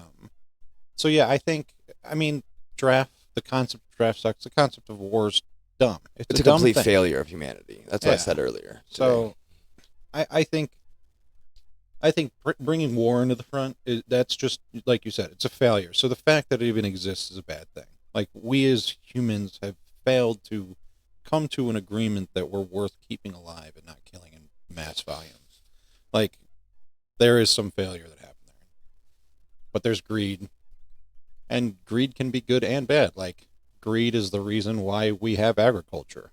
That. Yeah, in essence, I guess so. Yeah. Not necessarily, maybe not greed, but the greed to have an abundance to ensure that we can survive. But yeah, I think all those there's benefits and downsides to just about everything. Yeah. But yeah, I think, and I'm not a parent, so even talking about how kids should be raised, I'm not in the. In the end, there's no parent should ever comment on how someone else raises their children. Yeah. And that's not what I was doing. I guess that is what I was doing, but it's not the way I was trying to come across. I think more we were saying, hey, I know it's easy to give them the iPad, but we see a problem with it. And if they don't see a problem with it, then they're not looking. Yeah. Because I bet a lot of the parents, not to say this is the case, but I'm aware of parents that are a lot of the parents are also scrolling on their phones while the kid's scrolling on the iPad. Yeah. So, I don't know, man. I think the end solution would be the developers of these programs not understanding that it's a drug. This is an addiction, and you're embedding an addiction in the population. And actually taking that more serious. That's a good way to look at it, dude, because that could actually, stop designing these apps to trigger these centers, you know what I mean, and stop giving them these reward based. But I think in the same breath, you don't want to remove these freedoms. People should be allowed to scroll on their phone, but they shouldn't be designing. It's at a bare minimum, we need to, in the education system, educate people why this is bad. Tell the kids why being on the phone, to bring this to a philosophical level. Let's compare this to something that they've done this before with. They took cigarettes and implemented enough nicotine to get you addicted enough to where you couldn't move away from it. They're designing these apps to be addictive enough so you can't get away from it. Yeah. That's where it's becoming the issue. It's where they're actually designing them to become addictive and where you can't get away from them. That's where the problem lays. just how they did with cigarettes. Yeah. And that would be my argument. I agree with almost everything you're saying until I think about it in that fashion. Yeah. We're not removing a freedom then, because it shouldn't be anyone's freedom to get another person addicted. You know what I mean? And so with that, I think there needs to be a little bit something with it. You would have to somehow, whether it's a general surgeon warning on the thing before you start scrolling, maybe that's enough. And not embedded in a fucking terms and agreement. Yeah, but I think it's lack of education. It's very new. It hasn't been around that long. I mean, it wasn't around when I was a kid, that's for sure. So you said you didn't have any solution for problems earlier. I'm calling your bullshit right now because you got a solution right here, brother. I have education of solutions, but I have no way to enact a solution. You still have the solution though. You're bringing a piece to the puzzle. Now it's up for someone. Yeah. I think I can help revolutionize education. Do I have the exact background that someone may look at me and say, this guy could definitely do it? Probably not. But I have a compassionate enough heart, and I have a care beyond what most people do for just general people, that I want to see something help society in a way that I don't think many people do. I think a lot of people are cutthroat in this world, but I want to help push society along. Yeah. And it's someone who even can identify it, saying that education is what needs to change in this country. And I think our education system needs a lot of help. And I think that if we can do that, we can, one thing I never agreed with is the "Make America Great Again," the "again" part, because I've questioned as I've grown older and as I've become more intelligent and more in tune with the realities of situations. You look at it and you wonder, were we ever great, or were we just great at propaganda? Because there's a lot of bad things. But yeah, there's a ton of bad things. But you hear about a lot of other bad things that happen. Yeah, and we've done a lot of great things. But have we truly always I would say there's a handful of truly great nations right now. Like South Korea, in my opinion, is probably one of the best right now. I think they treat the humans in South Korea like how people should treat humans. Like they Can value... you give a couple of examples? Well, like they value science and the progress of society. Like there's a ton of like scientific advancements. Like cloning came out of South Korea. Like that whole thing started there, and like that's cool. I didn't know that. Although it's fucked up. Like there's parts of it's fucked up, right? There's a whole documentary on it that I watched, but you gotta send me that. Yeah, I think it's on Netflix. I forget what it's called, but yeah, like the guy was corrupt that did it, and he forced his the women scientists working in the facilities to donate their eggs, like basically threaten their jobs, and then he was able to work. But that's the core problem with humans, that we always find a way to fuck it up. Well, I think the sad part of it is, a lot of things that we need to do are considered unethical. Unfortunately, that's a double-edged sword. When I say unfortunately, it's because like a lot of medical advances and scientific advances come out of horrible situations. Yeah. Look at Nazi Germany. Yeah. Me and you were big on this. Yeah. As kids growing up, we were... The thing is that it could have been done without doing that, I think. But how would we have figured out the whole half a brain thing? Our left side of our brain controls the right side of our body. We wouldn't have figured that out without without completely removing the brain like he did to those twins, or the scientist did. And I don't like to speak on this. I think it's the willingness. I think there are humans out there that would be willing to progress society by forfeiting their life. Like I genuinely think that would be. You think so? There's been saved. Think of Jesus. Okay, that's a rare occasion, man. I know, but he was blessed with divinity, and he was, crazy thing. Just heard about it. Don't know the factuality around it, but I do know we found like the Dead Sea Scrolls, which talk about, have our religious texts that are known to be the oldest. They supposedly just found more papyruses that speak of Jesus before he left Nazarene, and speak to his life, and supposedly they were attempting to be suppressed, but that they're being translated now. I don't know. More to come on that. I definitely am keeping a close eye and ear to that. I hope to learn more about it, and if they are authentic, I hope that we get to explore them as a species together, because they supposedly talk about when when Jesus first, became aware of his specialty, I'll call it, or his abilities, that he may have misused them a couple times. Doesn't say intentionally, but they may have been misused. Which, I mean, Be like if a kid had laser vision, yeah, accidentally kill somebody. it could, yeah, some things could happen like that. But they say because the church didn't want there to be any question of his lineage or divinity or purity, that he didn't make any mistakes. And some people may say, oh, I'm being blasphemous because I'm speaking of Jesus maybe not being perfect, but in my eyes, no matter what, Jesus gave his life for us. He was resurrected 3 days later, and because of his sacrifice, my sins are forgiven, and I believe that wholeheartedly. But it's just interesting to hear about stuff like that, because I would like to know about that. I kind of forgot why I rabbit trailed over to that. We were talking about sacrifice. Oh yeah. So he did sacrifice himself with that. But do I think you could find someone right now to be like, hey, could we take out half your brain and see what's going on up there? I don't think you get too many volunteers, man. I don't think you'll get a lot, no. But I don't know if you get one. No, I think there's people out there. You think so? I think, especially people that, they're content with life, like they've done, especially the elderly. There's probably a ton of elderly that are like, I'm ready. And if that can mean, if But how do we know if what we're doing is actually the reason for what we're looking for, instead of maybe just a deteriorating brain at that point? You know what I mean? You need someone of healthy age to eliminate a lot of the other factors. You know what I mean? To get a good control.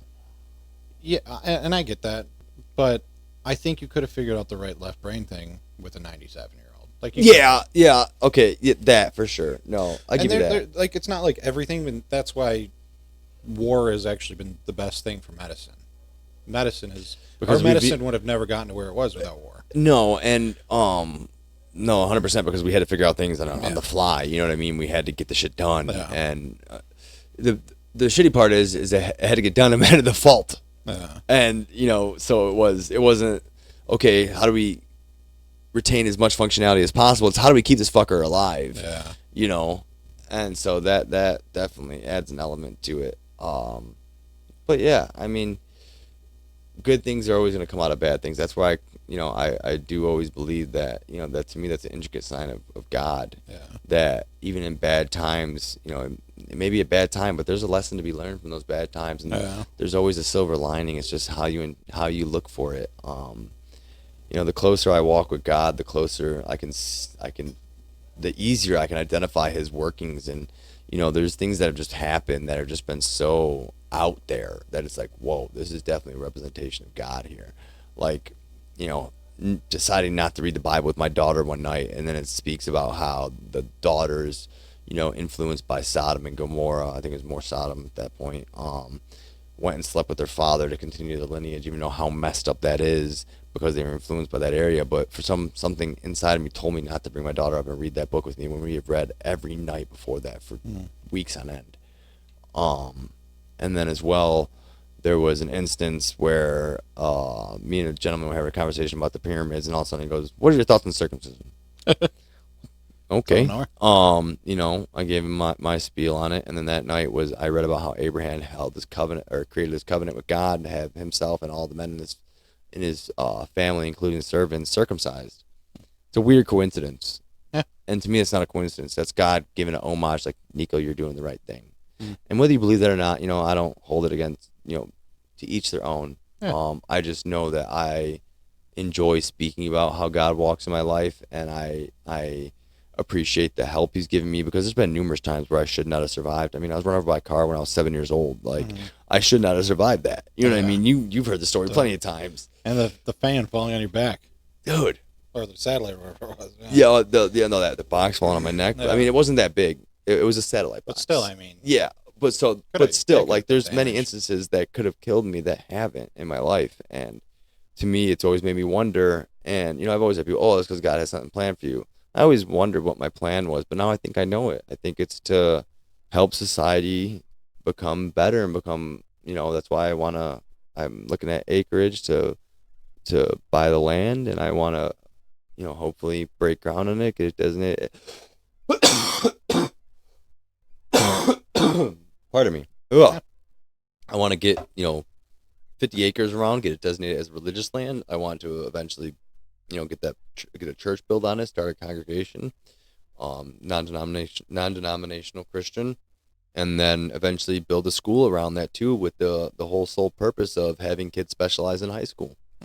That's my life goal as of right now, and I feel that this trajectory keeps being reinforced. Like, out of nowhere, I started talking with this couple. Like, I hadn't been speaking with anyone all day because we were really busy, and I finally got a second, and I noticed a symbol that caught my eye on their thing, and it reminded me of people. Oh, Bill Gates is wearing the New World Order symbol on his shirt or something like that. Something stupid you see on social media. And I was like, oh, you guys supporting the New World Order? Just making a stupid joke. Yeah. And they're like, what are you talking about? And I get into the conversation with the people, and we get to talking about what my life goal is. Yeah. And all of a sudden, guess what these people do? Build churches. Oh. That's what they do, huh? Jeez. Dude, tell me that's not an homage. Lining up, dude. Yeah.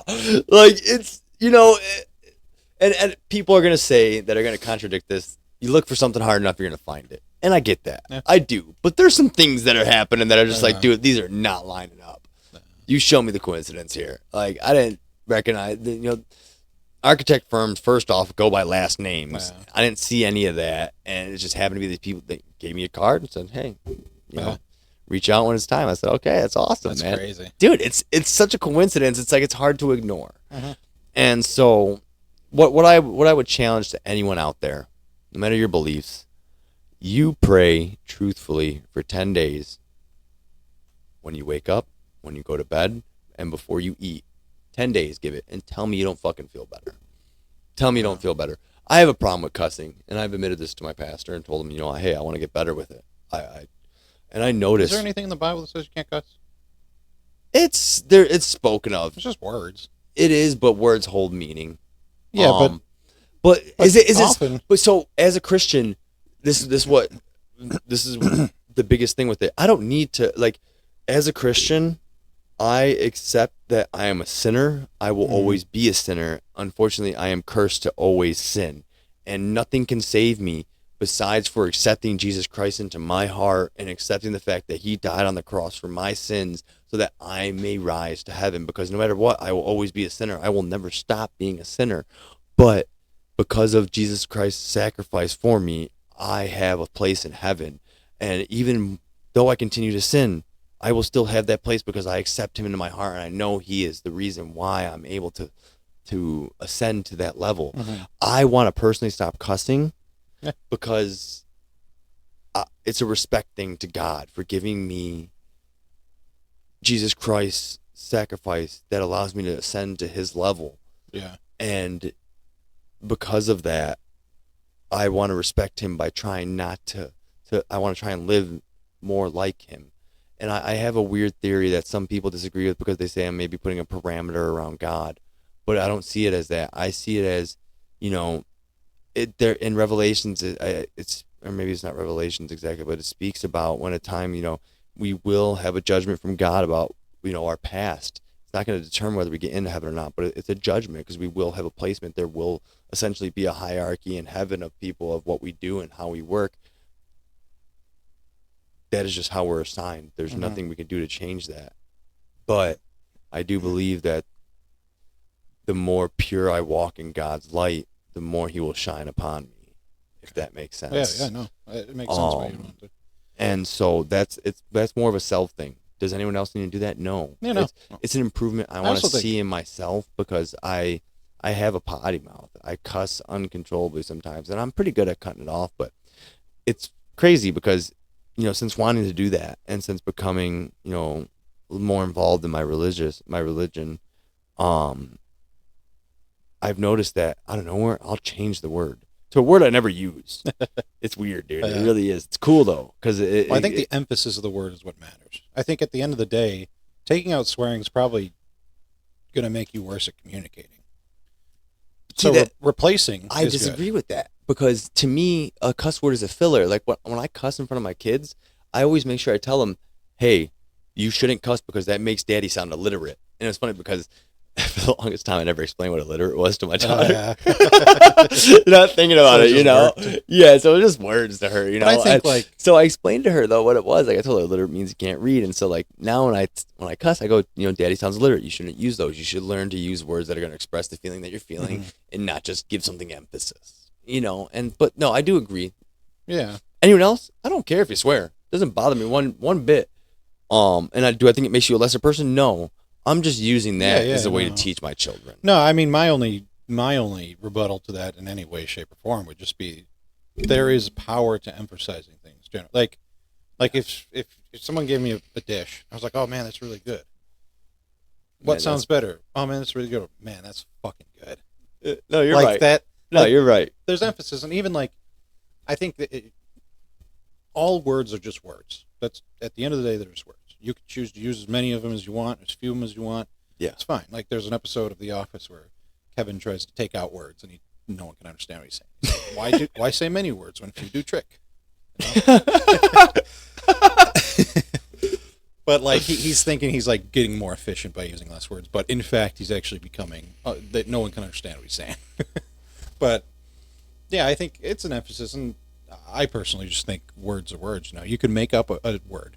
Like instead of saying the F word, you could say Gula Mamba, and effectively you could replace Gula Mamba, the word. bitch. Yeah, you could replace the word, and if it has the same meaning inside of you, and people understand it as the same meaning, what's the difference in the word? You know. But yeah, I think if the Bible says that you shouldn't be doing it, like if it's, I assume it's more of like an excess thing, like you're doing it out of like a grossity, like you're doing it maliciously. Yeah. Yeah.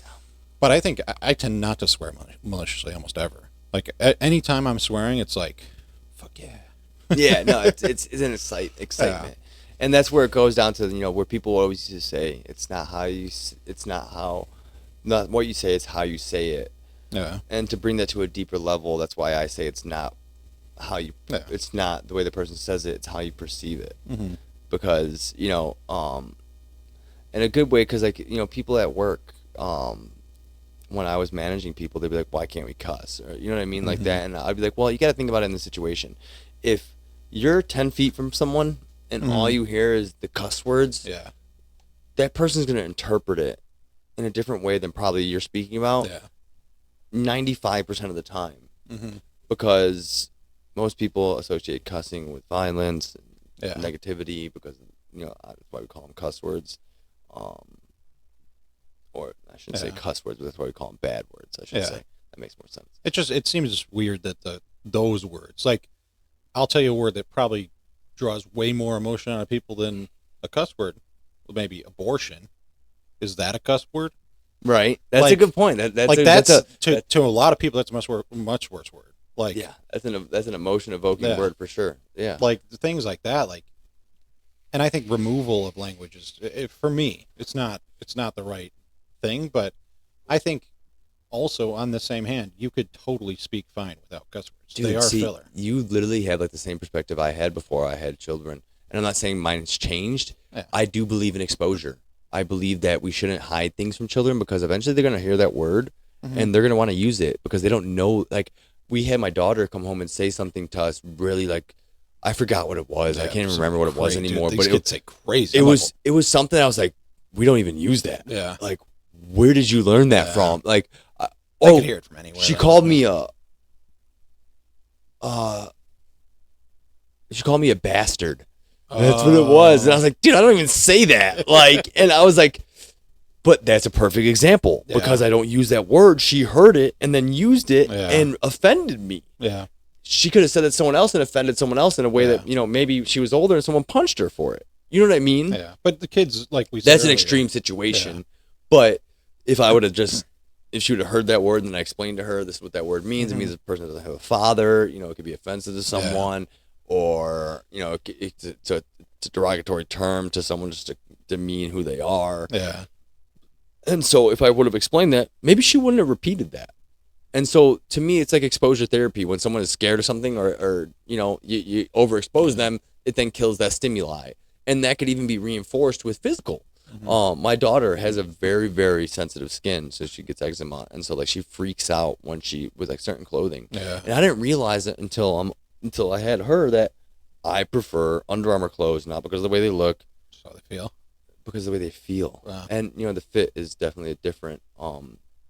Now that I care more about This the is way. the only hoodie I have. I have like 12 of these. Oh, really? Yeah, they're awesome. And it's I like because how they of feel. skin sensitivity, Yeah. and like I do have certain times where like I can't stand the way certain shirts feel, like and it used to bother me as a kid, but as a kid, like my parents like, you're wearing what you had, you know what I mean? Like I didn't have much choice.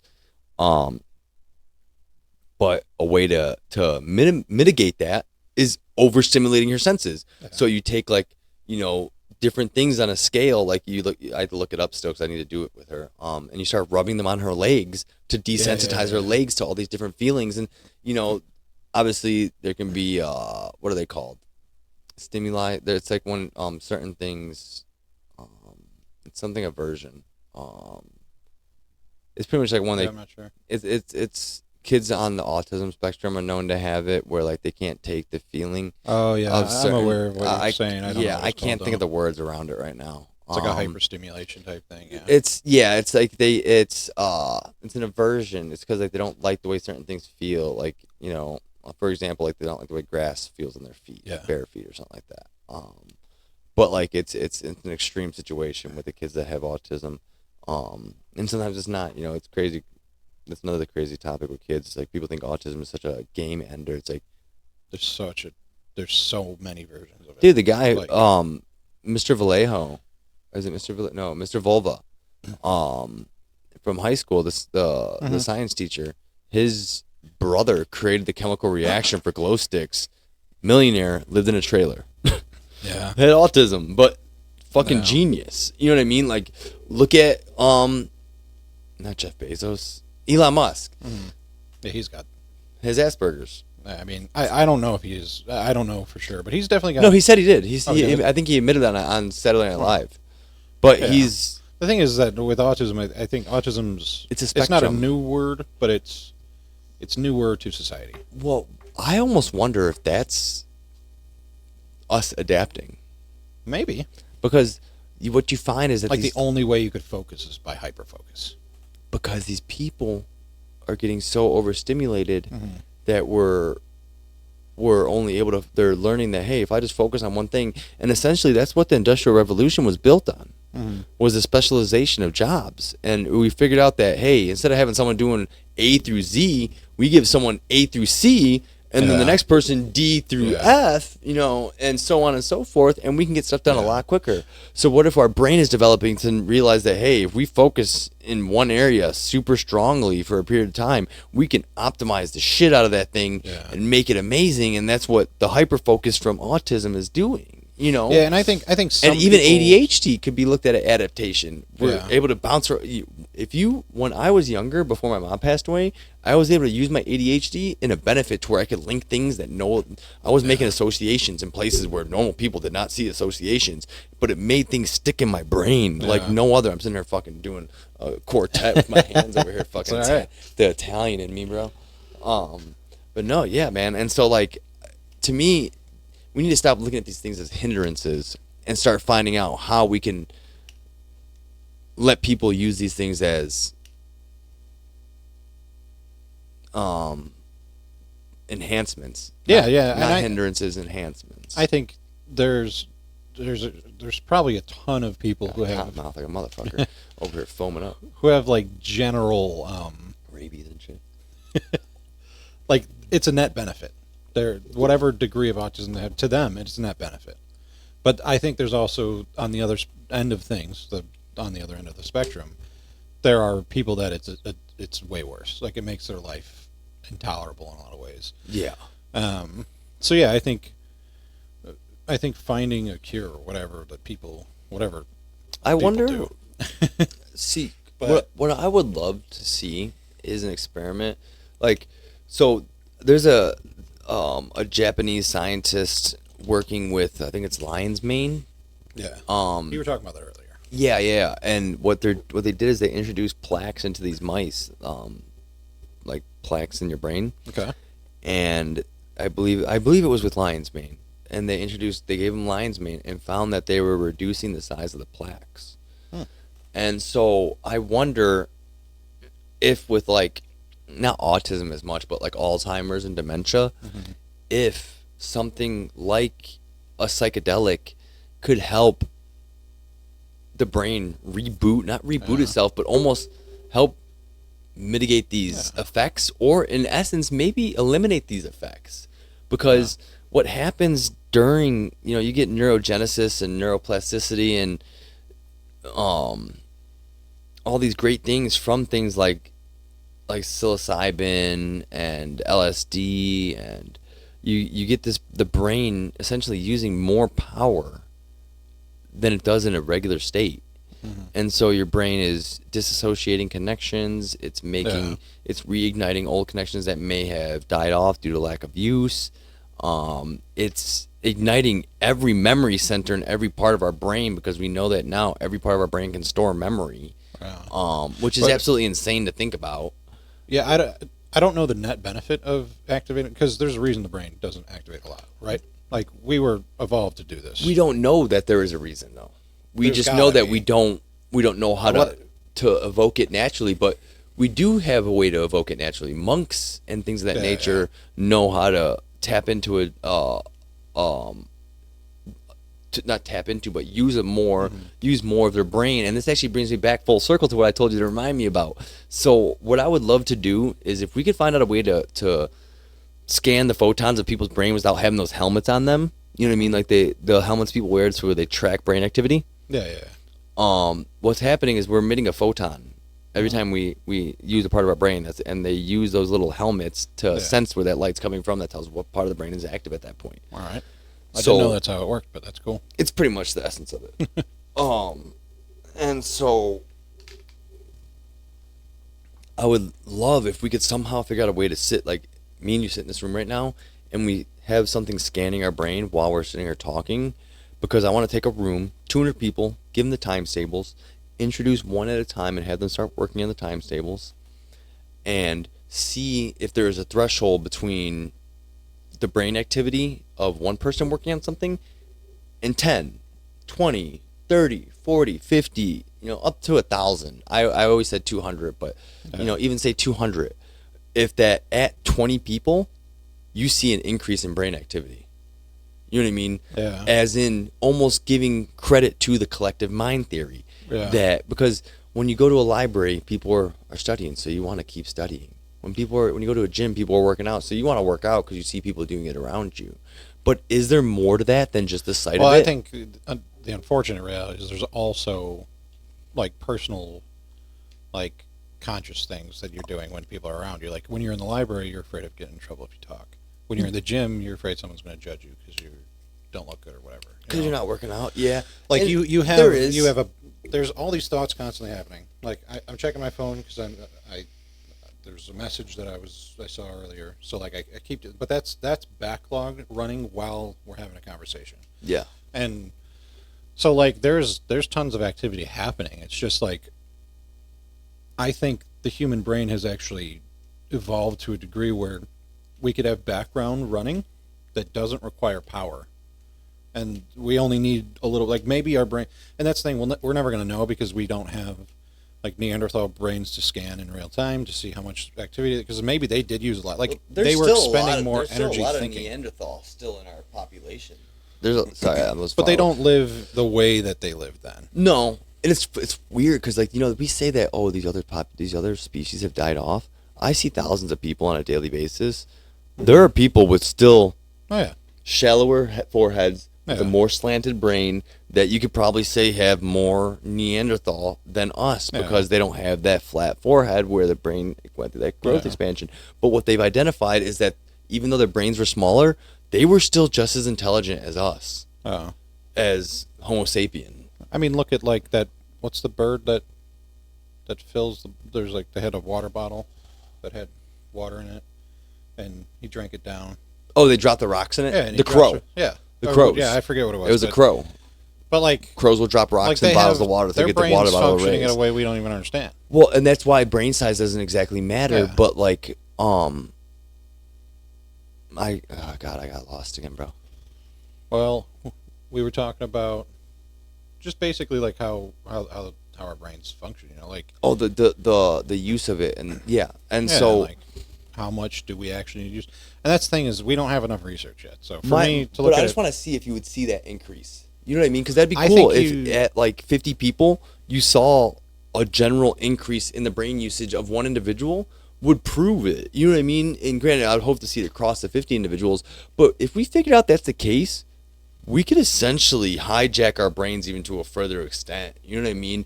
Get all these people working on the same. We would know that, hey, getting one intelligent person isn't as useful as getting 20, which could add validity to. And but we already know that. Like we already do that. We put more minds at work. Like NASA, it's not like they're one guy working in a room. There's a bunch of no, people working and I get together, that, but they're not all working on the same exact Yeah, no. thing. But there's you probably do get, 4 or 5 you do get a people working on collective the same amount, thing, right? Yeah, and the But reason, yeah, and that's collective in just the sense that like we're throwing stuff at the board, right? We're gonna get it eventually. I would love to see that experiment done, though. You know, But I think that'd the be social so things interesting. would cause so many issues in that experiment. Like the fact that you're sitting there next to somebody else taking a test, essentially, like you could hear them breathing. You could see the person across from you blinking, looking up, looking at you. You're self-conscious. Someone looked at me. Why are they looking at me? Is there something wrong with me? So like your brain's doing all this stuff it wouldn't do alone. Yeah. So like I think the experiment in its own right has a bunch of social cue issues that are going to cause the brain to do a bunch of stuff that you're not going to get a level playing field, Yeah, I think you can still get some surmountable evidence from it, though. Something that could tell you that, hey, there was a clear indication of an increase. You just had to set the parameters around that. You know what I mean? There'd have to be an illumination of an area that was being used by every individual, and that area would have had to have grown in size, showing an increase in use in that specific part of the brain. You know what I mean? And I know what you would want to see. I definitely understand it. I mean, I don't know anything about if the there science was of it. if there wasn't an increase and there wasn't, but I would just like to see that because I think that there is power in the collective mind. Like you hear about these stories about like there was a band of monks that went to Washington D.C. and prayed. There was like 200 of them. They prayed for violence to drop in the city, and there was a, maybe it wasn't they prayed for that, but there was a drop in violence in the city for 2 weeks around that. And it was like there was no other, this could be skewed in some way. It could have been publicized and stuff, but who knows? Yeah, I didn't look too much into it, but I found it interesting, and that's what kind of got me thinking along these lines. And it kind of it brings me back to the way I felt when I took psilocybin recently, and I was like I was like a floating orb. It was weird because I like fell asleep out of nowhere, and like I heard these people arguing about me, and they were arguing to take me somewhere, and one was saying a man was saying he was gonna take me, and a woman kept chiming in like, no, he's not ready, he doesn't understand what it means, and the man goes, no, he said he wants to come with, we're taking him with. The woman goes, let me ask him 2 questions, and she goes, would you rather be in pain and with your children? I go, yeah, I'd rather be with that. And she goes, no, let me finish. Or would you rather be out of pain and come with us? I said, I'd rather be with my children no matter what. And she goes, see, he was wrong. And we were just these little white orbs floating around, almost like in Halo, that little floating thing. I know exactly what you're talking about. Yeah, it was like we were all that. And then there was another point where I was in the garage and I got done smoking, and I closed my eyes and I was flying over a planet with these orbs. They weren't speaking this time, but there was an extra like 2 or 3 of them. But we were just flying over the planet, and it was pyramids and obelisks and sphinxes, and the sphinxes were like a lion man face. It was weird. It had like the paw, like the front snout of the lion, and it was like a man. It was weird, but it was so beautiful, and like it just looked like we were flying over our prehistoric planet. That's the way I perceived it. You know what's wild? That story about the sphinxes. And so Chris is my brother-in-law, but his brother told me about the time he took DMT. Yeah. And he specifically described it all happened in Egypt. Like his whole thing was in Egypt, and I don't remember all the specifics because it was one of those. That's super cool. Sitting around a bonfire like 3 a.m. and been drinking a bit, but yeah, like he talked about it for like an hour. Yeah. But like I was all messed up, so I honestly don't remember a lot of it. But I remember like it was all about like being in Egypt and the sphinxes and stuff. That's not the first time I've heard of somebody going to Egypt on a trip, which is crazy. Well, see, to me, it was more than Egypt because like we flew over for a good like 5 minutes, and it But was it's just like- everywhere. Like Egyptian symbolism and stuff in hallucinations. It's weird that that's like It comes to that. consistent occasionally. Yeah. Like you hear about in DMT, like a female entity coming to you a lot. And I've smoked DMT once. And all that happened was it went to like a spiral, like a geometric, there was red geometrics, and it just spiraled. And then all of a sudden I was back, and like the first, I was like, did I do anything stupid? You know what I mean? Because like I didn't know. I heard it lasts like a second, right? Well, 15 minutes, I think. Because like if you break through 15 minutes, I don't know personally, because like I said, I was only in it maybe for about like a minute, and it was just geometric shapes and spins. I didn't break through supposedly. oh, gotcha. But yeah, I would be interested to try it again. I would actually be really intrigued to try it again. But yeah, no, I just, what I would like to do is maybe go to like Peru or something and do like a true ayahuasca experience. Oh yes. Something legitimized. And it's, to me, it's what that day when I first sat down, when I ate them and I started to actually feel the effects, I closed my eyes, and the biggest, bluest, bright eyes opened their eyes in front of me. It scared me so bad. I jumped off the couch downstairs, jumped off the couch, and I woke up with my feet hitting the ground landing. I was still had my eyes closed while I jumped up. Now I shouldn't say wake up because I didn't fall asleep at that point. Yeah. But these were the biggest blue eyes, and like then I watched a documentary how it talks about how when people see the blue eye, they associate that with the blue eye of Osiris. I'm like, what the hell? I saw both eyes, and so like. And then later on that day, I had a big old bruise on my hip, And later on that night, what was my reading in the Bible? About how Jacob wrestled with God and God injured his hip.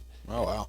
Yeah. Super weird, dude. Super, super weird. And See, I wonder if it's to some degree humans have some kind of subconscious ability to detect what's happening or what's coming. Like deja vu. Like So there's a guy who undescribable spoke shit. about these things. I don't know how true this is. It sounds kind of like, I don't know if they have a way to measure this. They have a way to measure the collective consciousness of people, like on a meter. And he said that supposedly right before 9/11 happened.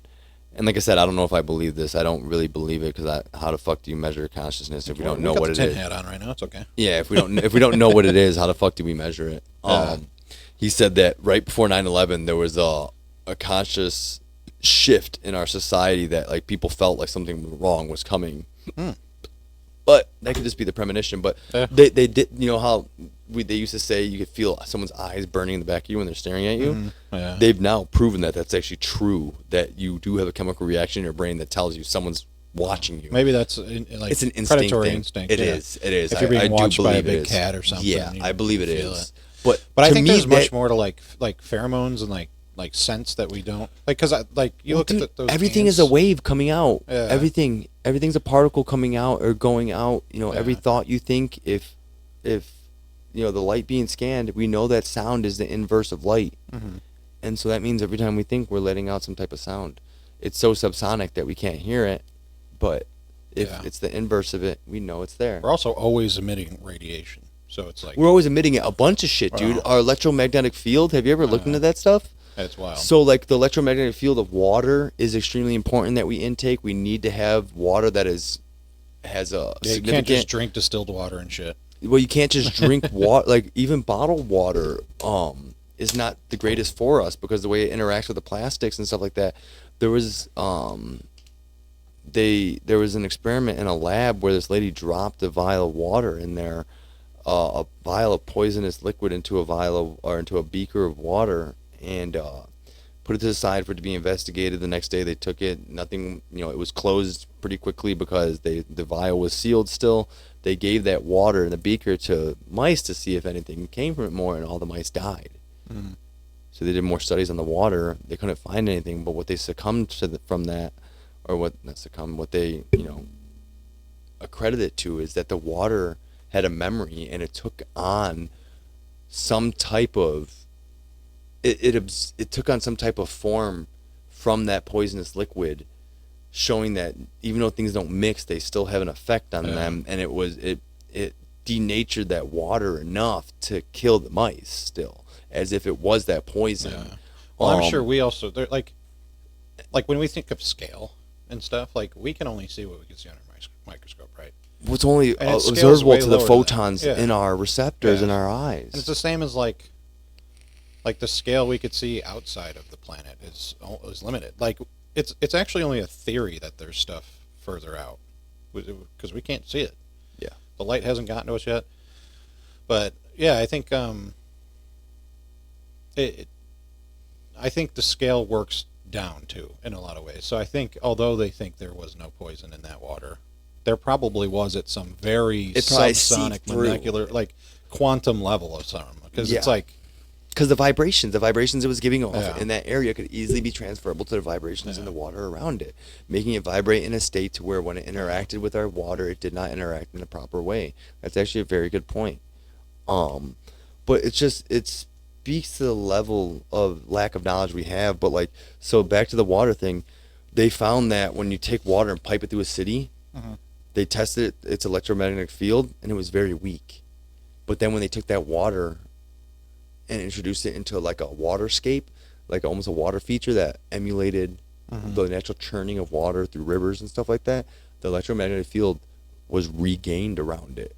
Oh, weird. And so they did tests too, where they took it from from a river and from the piping of the wall of a city like I think it's like almost Tokyo. The water knows. The water's it wants essentially to flow. dying. Yeah, it needs to flow in a natural state. Pretty cool. And it makes me wonder, like, that's another thing of why the exodus of cities, to circle back to that a little bit. We're piping water into these cities. We could easily make it to where the water churned, and we know when water churns, it creates negative ions, which relaxes people. That's why waterfalls are so serene, and so it's like there's so much more to be learned about just our intake of water. We should only be drinking high alkalinity water due to the foods that we eat. We have such high acids in our food that we need to balance it out more. Well, our food needs to be reworked a bit too. Oh my God, our food, to me, like, it's so, like our United States food. Well, specifically. I think food just in general, we're the only species that eats for taste over nutritional density. You know what I mean? Like, yeah, everyone enjoys something that tastes good, but and to me, food is a chore.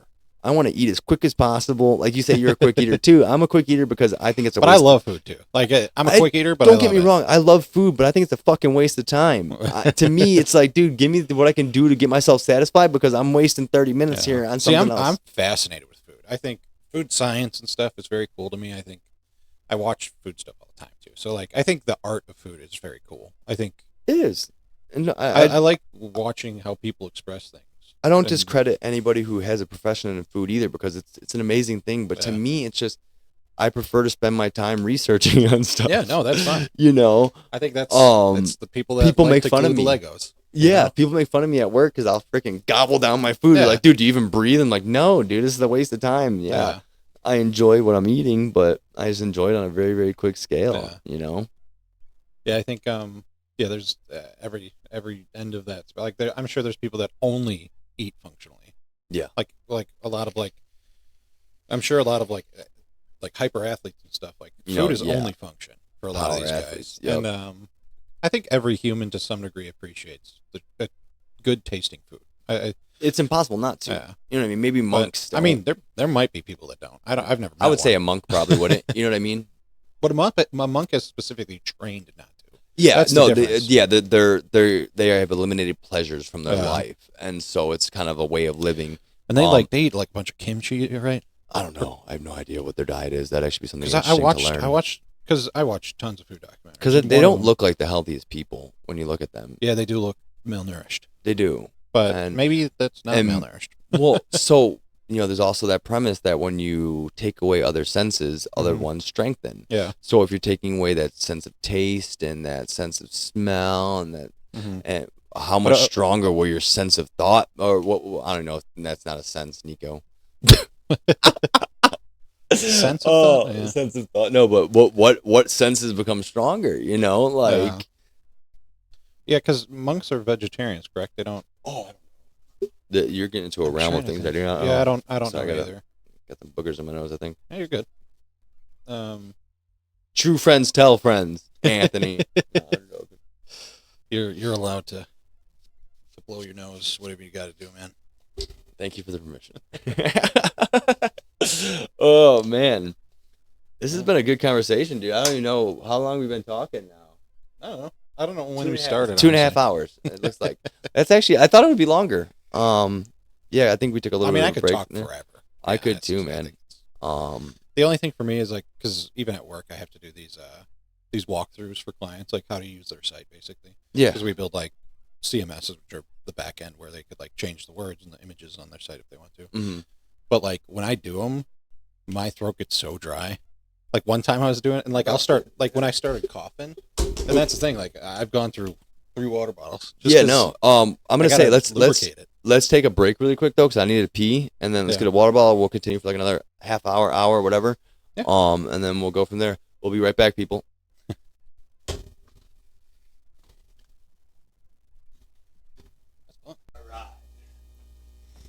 Alrighty. Back from my nose picking expedition.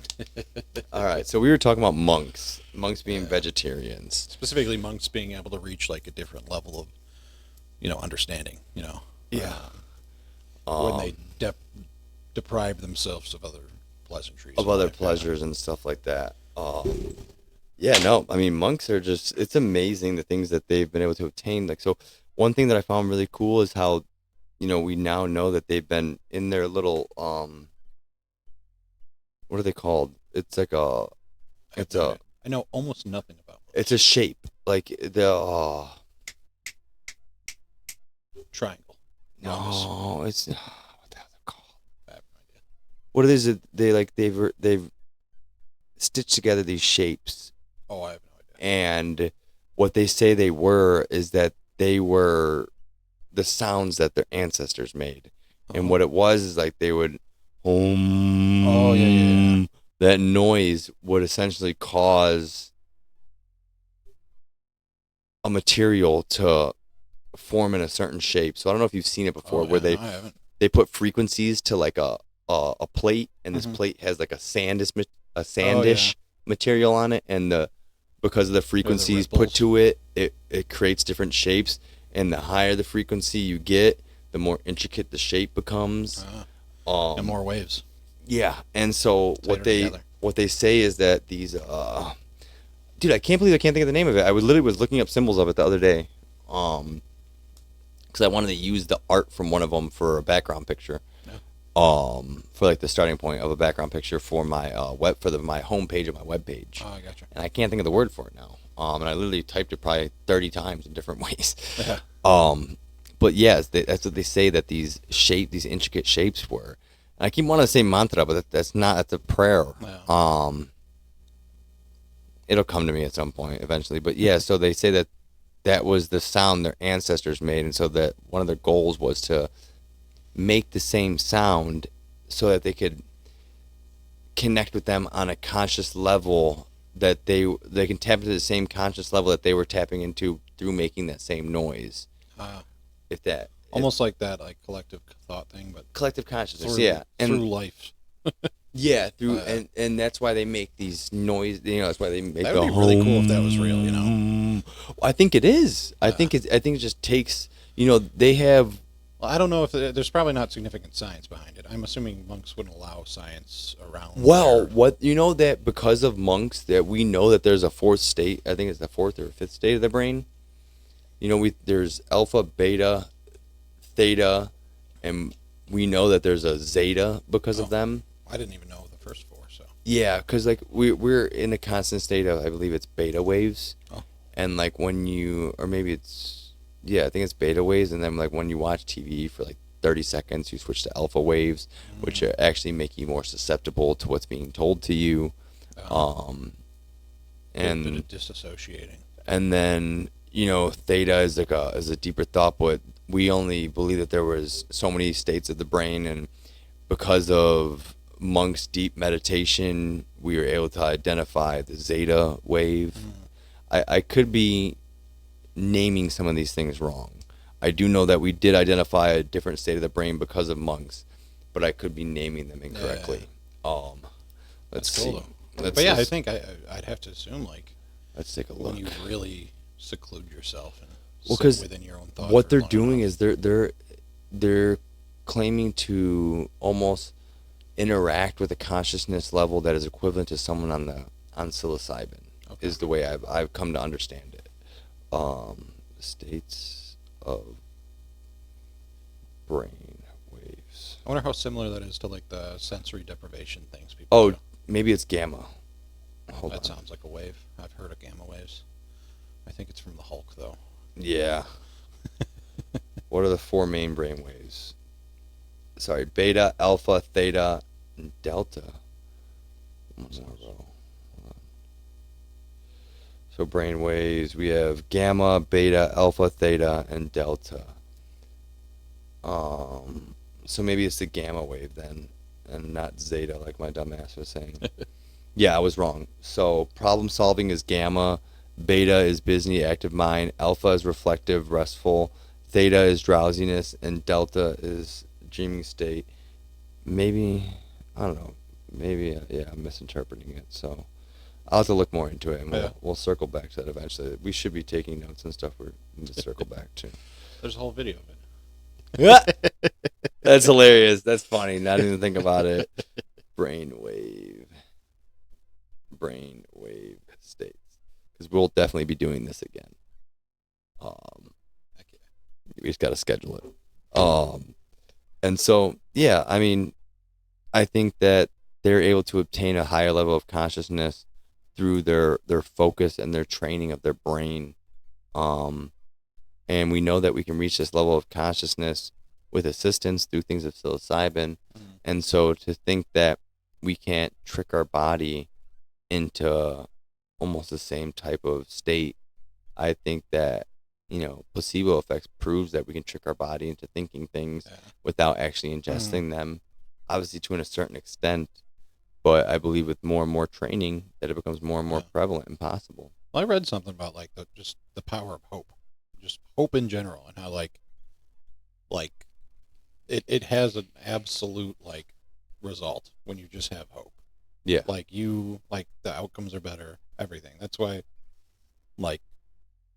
they always have in part, that's why the hospital will always have like a general religious place inside of it. Like they haven't tried to remove religion from the hospital. And because it gives people a sense of security. It gives them hope. It also gives them purpose. I mean, I think for a long time I thought I was like an atheist or something. I'm definitely not. But I'd say I'm more like I don't know. There's nothing wrong with atheism. I'm not. But that's the thing. I do believe that there's more powerful stuff than me. Like, I think it's something like that. Oh, my God. My phone is sitting here recording everything you're saying. That's okay. It's writing. Well, it's writing it down. Oh, dang. Yeah. And so I think, yeah, that's super funny. That's crazy that I was able to do that. Yeah. I mean, I wonder how accurate it would have been, They got a AI for that now. Note taking on calls. You attach it to Zoom and it takes all the notes. Dude, no, this was doing it pretty good. It's probably. I should do it to take minutes. I mean, if you want it in writing, but yeah, it's probably easier to watch it, and listen to it over. Yeah, because then you could just scrub it, Yeah. I forgot what I was saying. You were talking about hope and but I think churches and hospitals and there's a million different religions out there, right? And I think there is a lot of benefit to it. Like you see a lot of the bad, right? And yeah.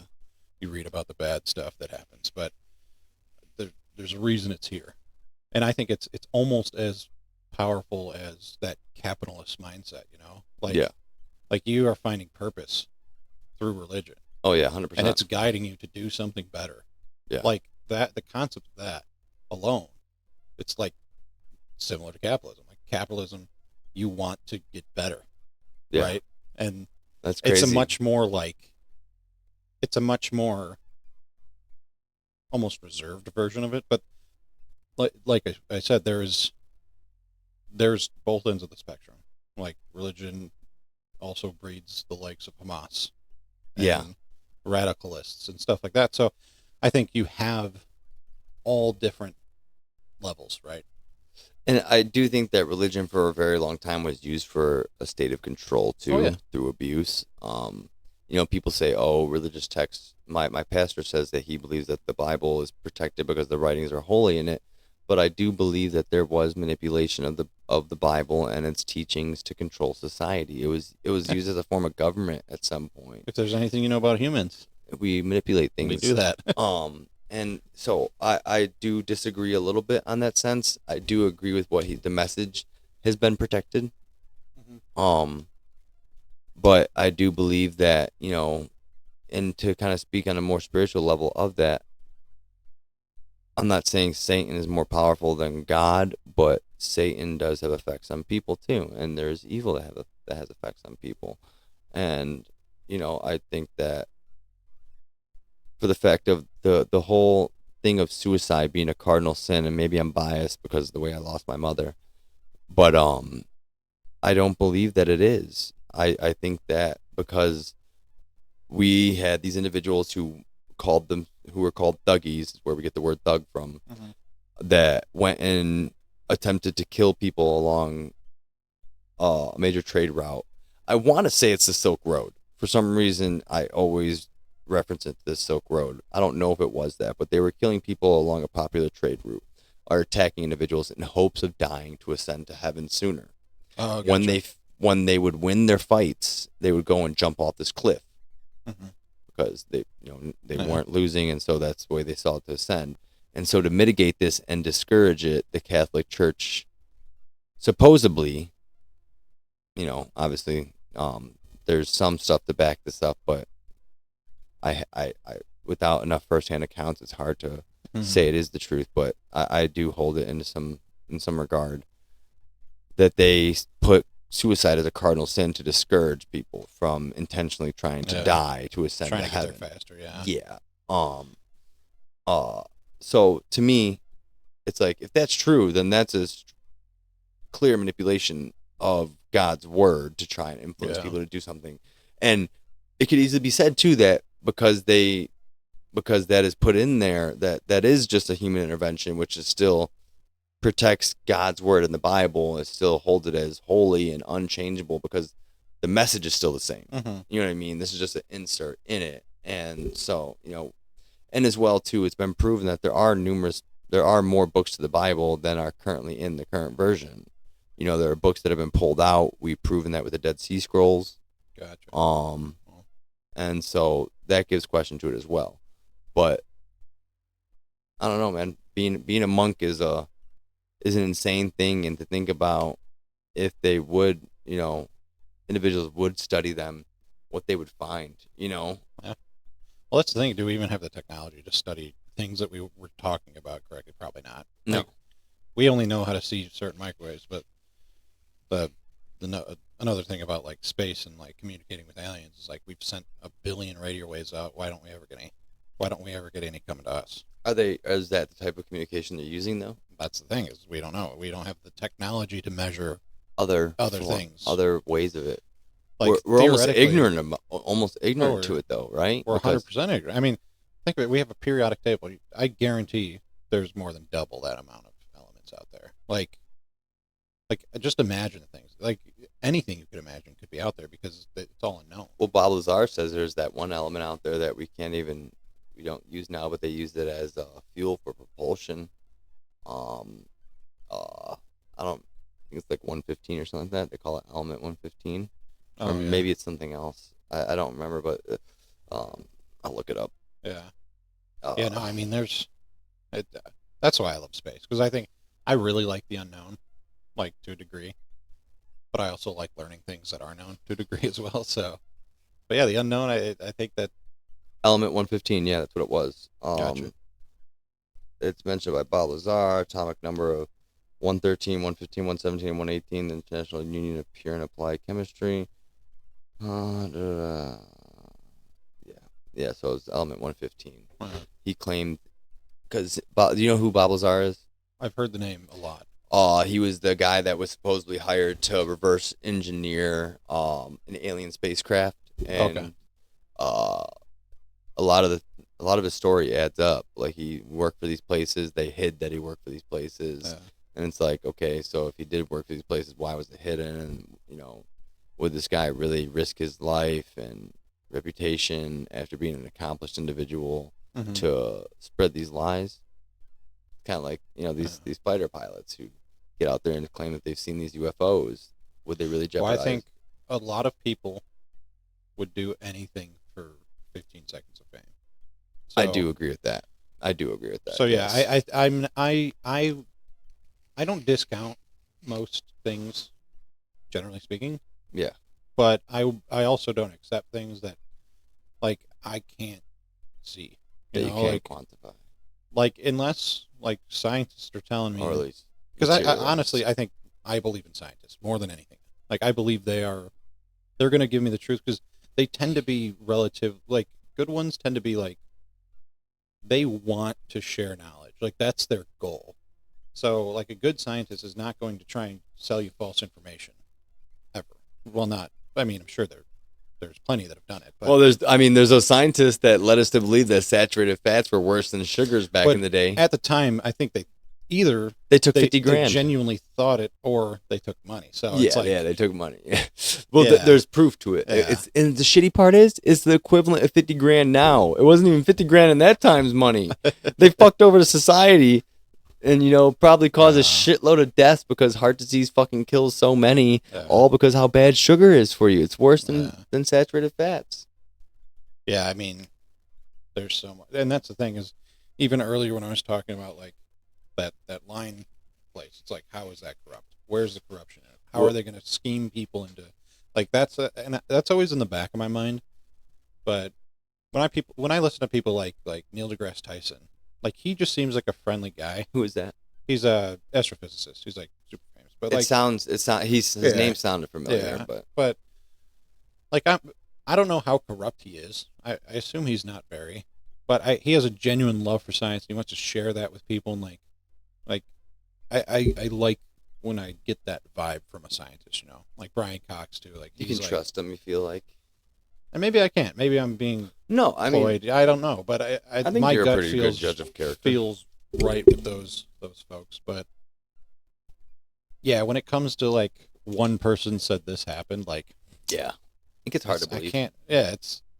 I can't invest my brain power into believing that's true because it could very easily not be. Mm-hmm. But yeah, I mean, the more I would love to see alien stuff. I think that'd be cool, but I tend not to look too deep into it because I know there's not a lot of actual true facts, like true things that I could see. There's a lot of assumptions made and stuff like I saw stuff like Stonehenge and some other Stonehenge within the Americas. They line up perfectly on some lateral line or something. Like yeah, crazy. That was on. I'm like, is that?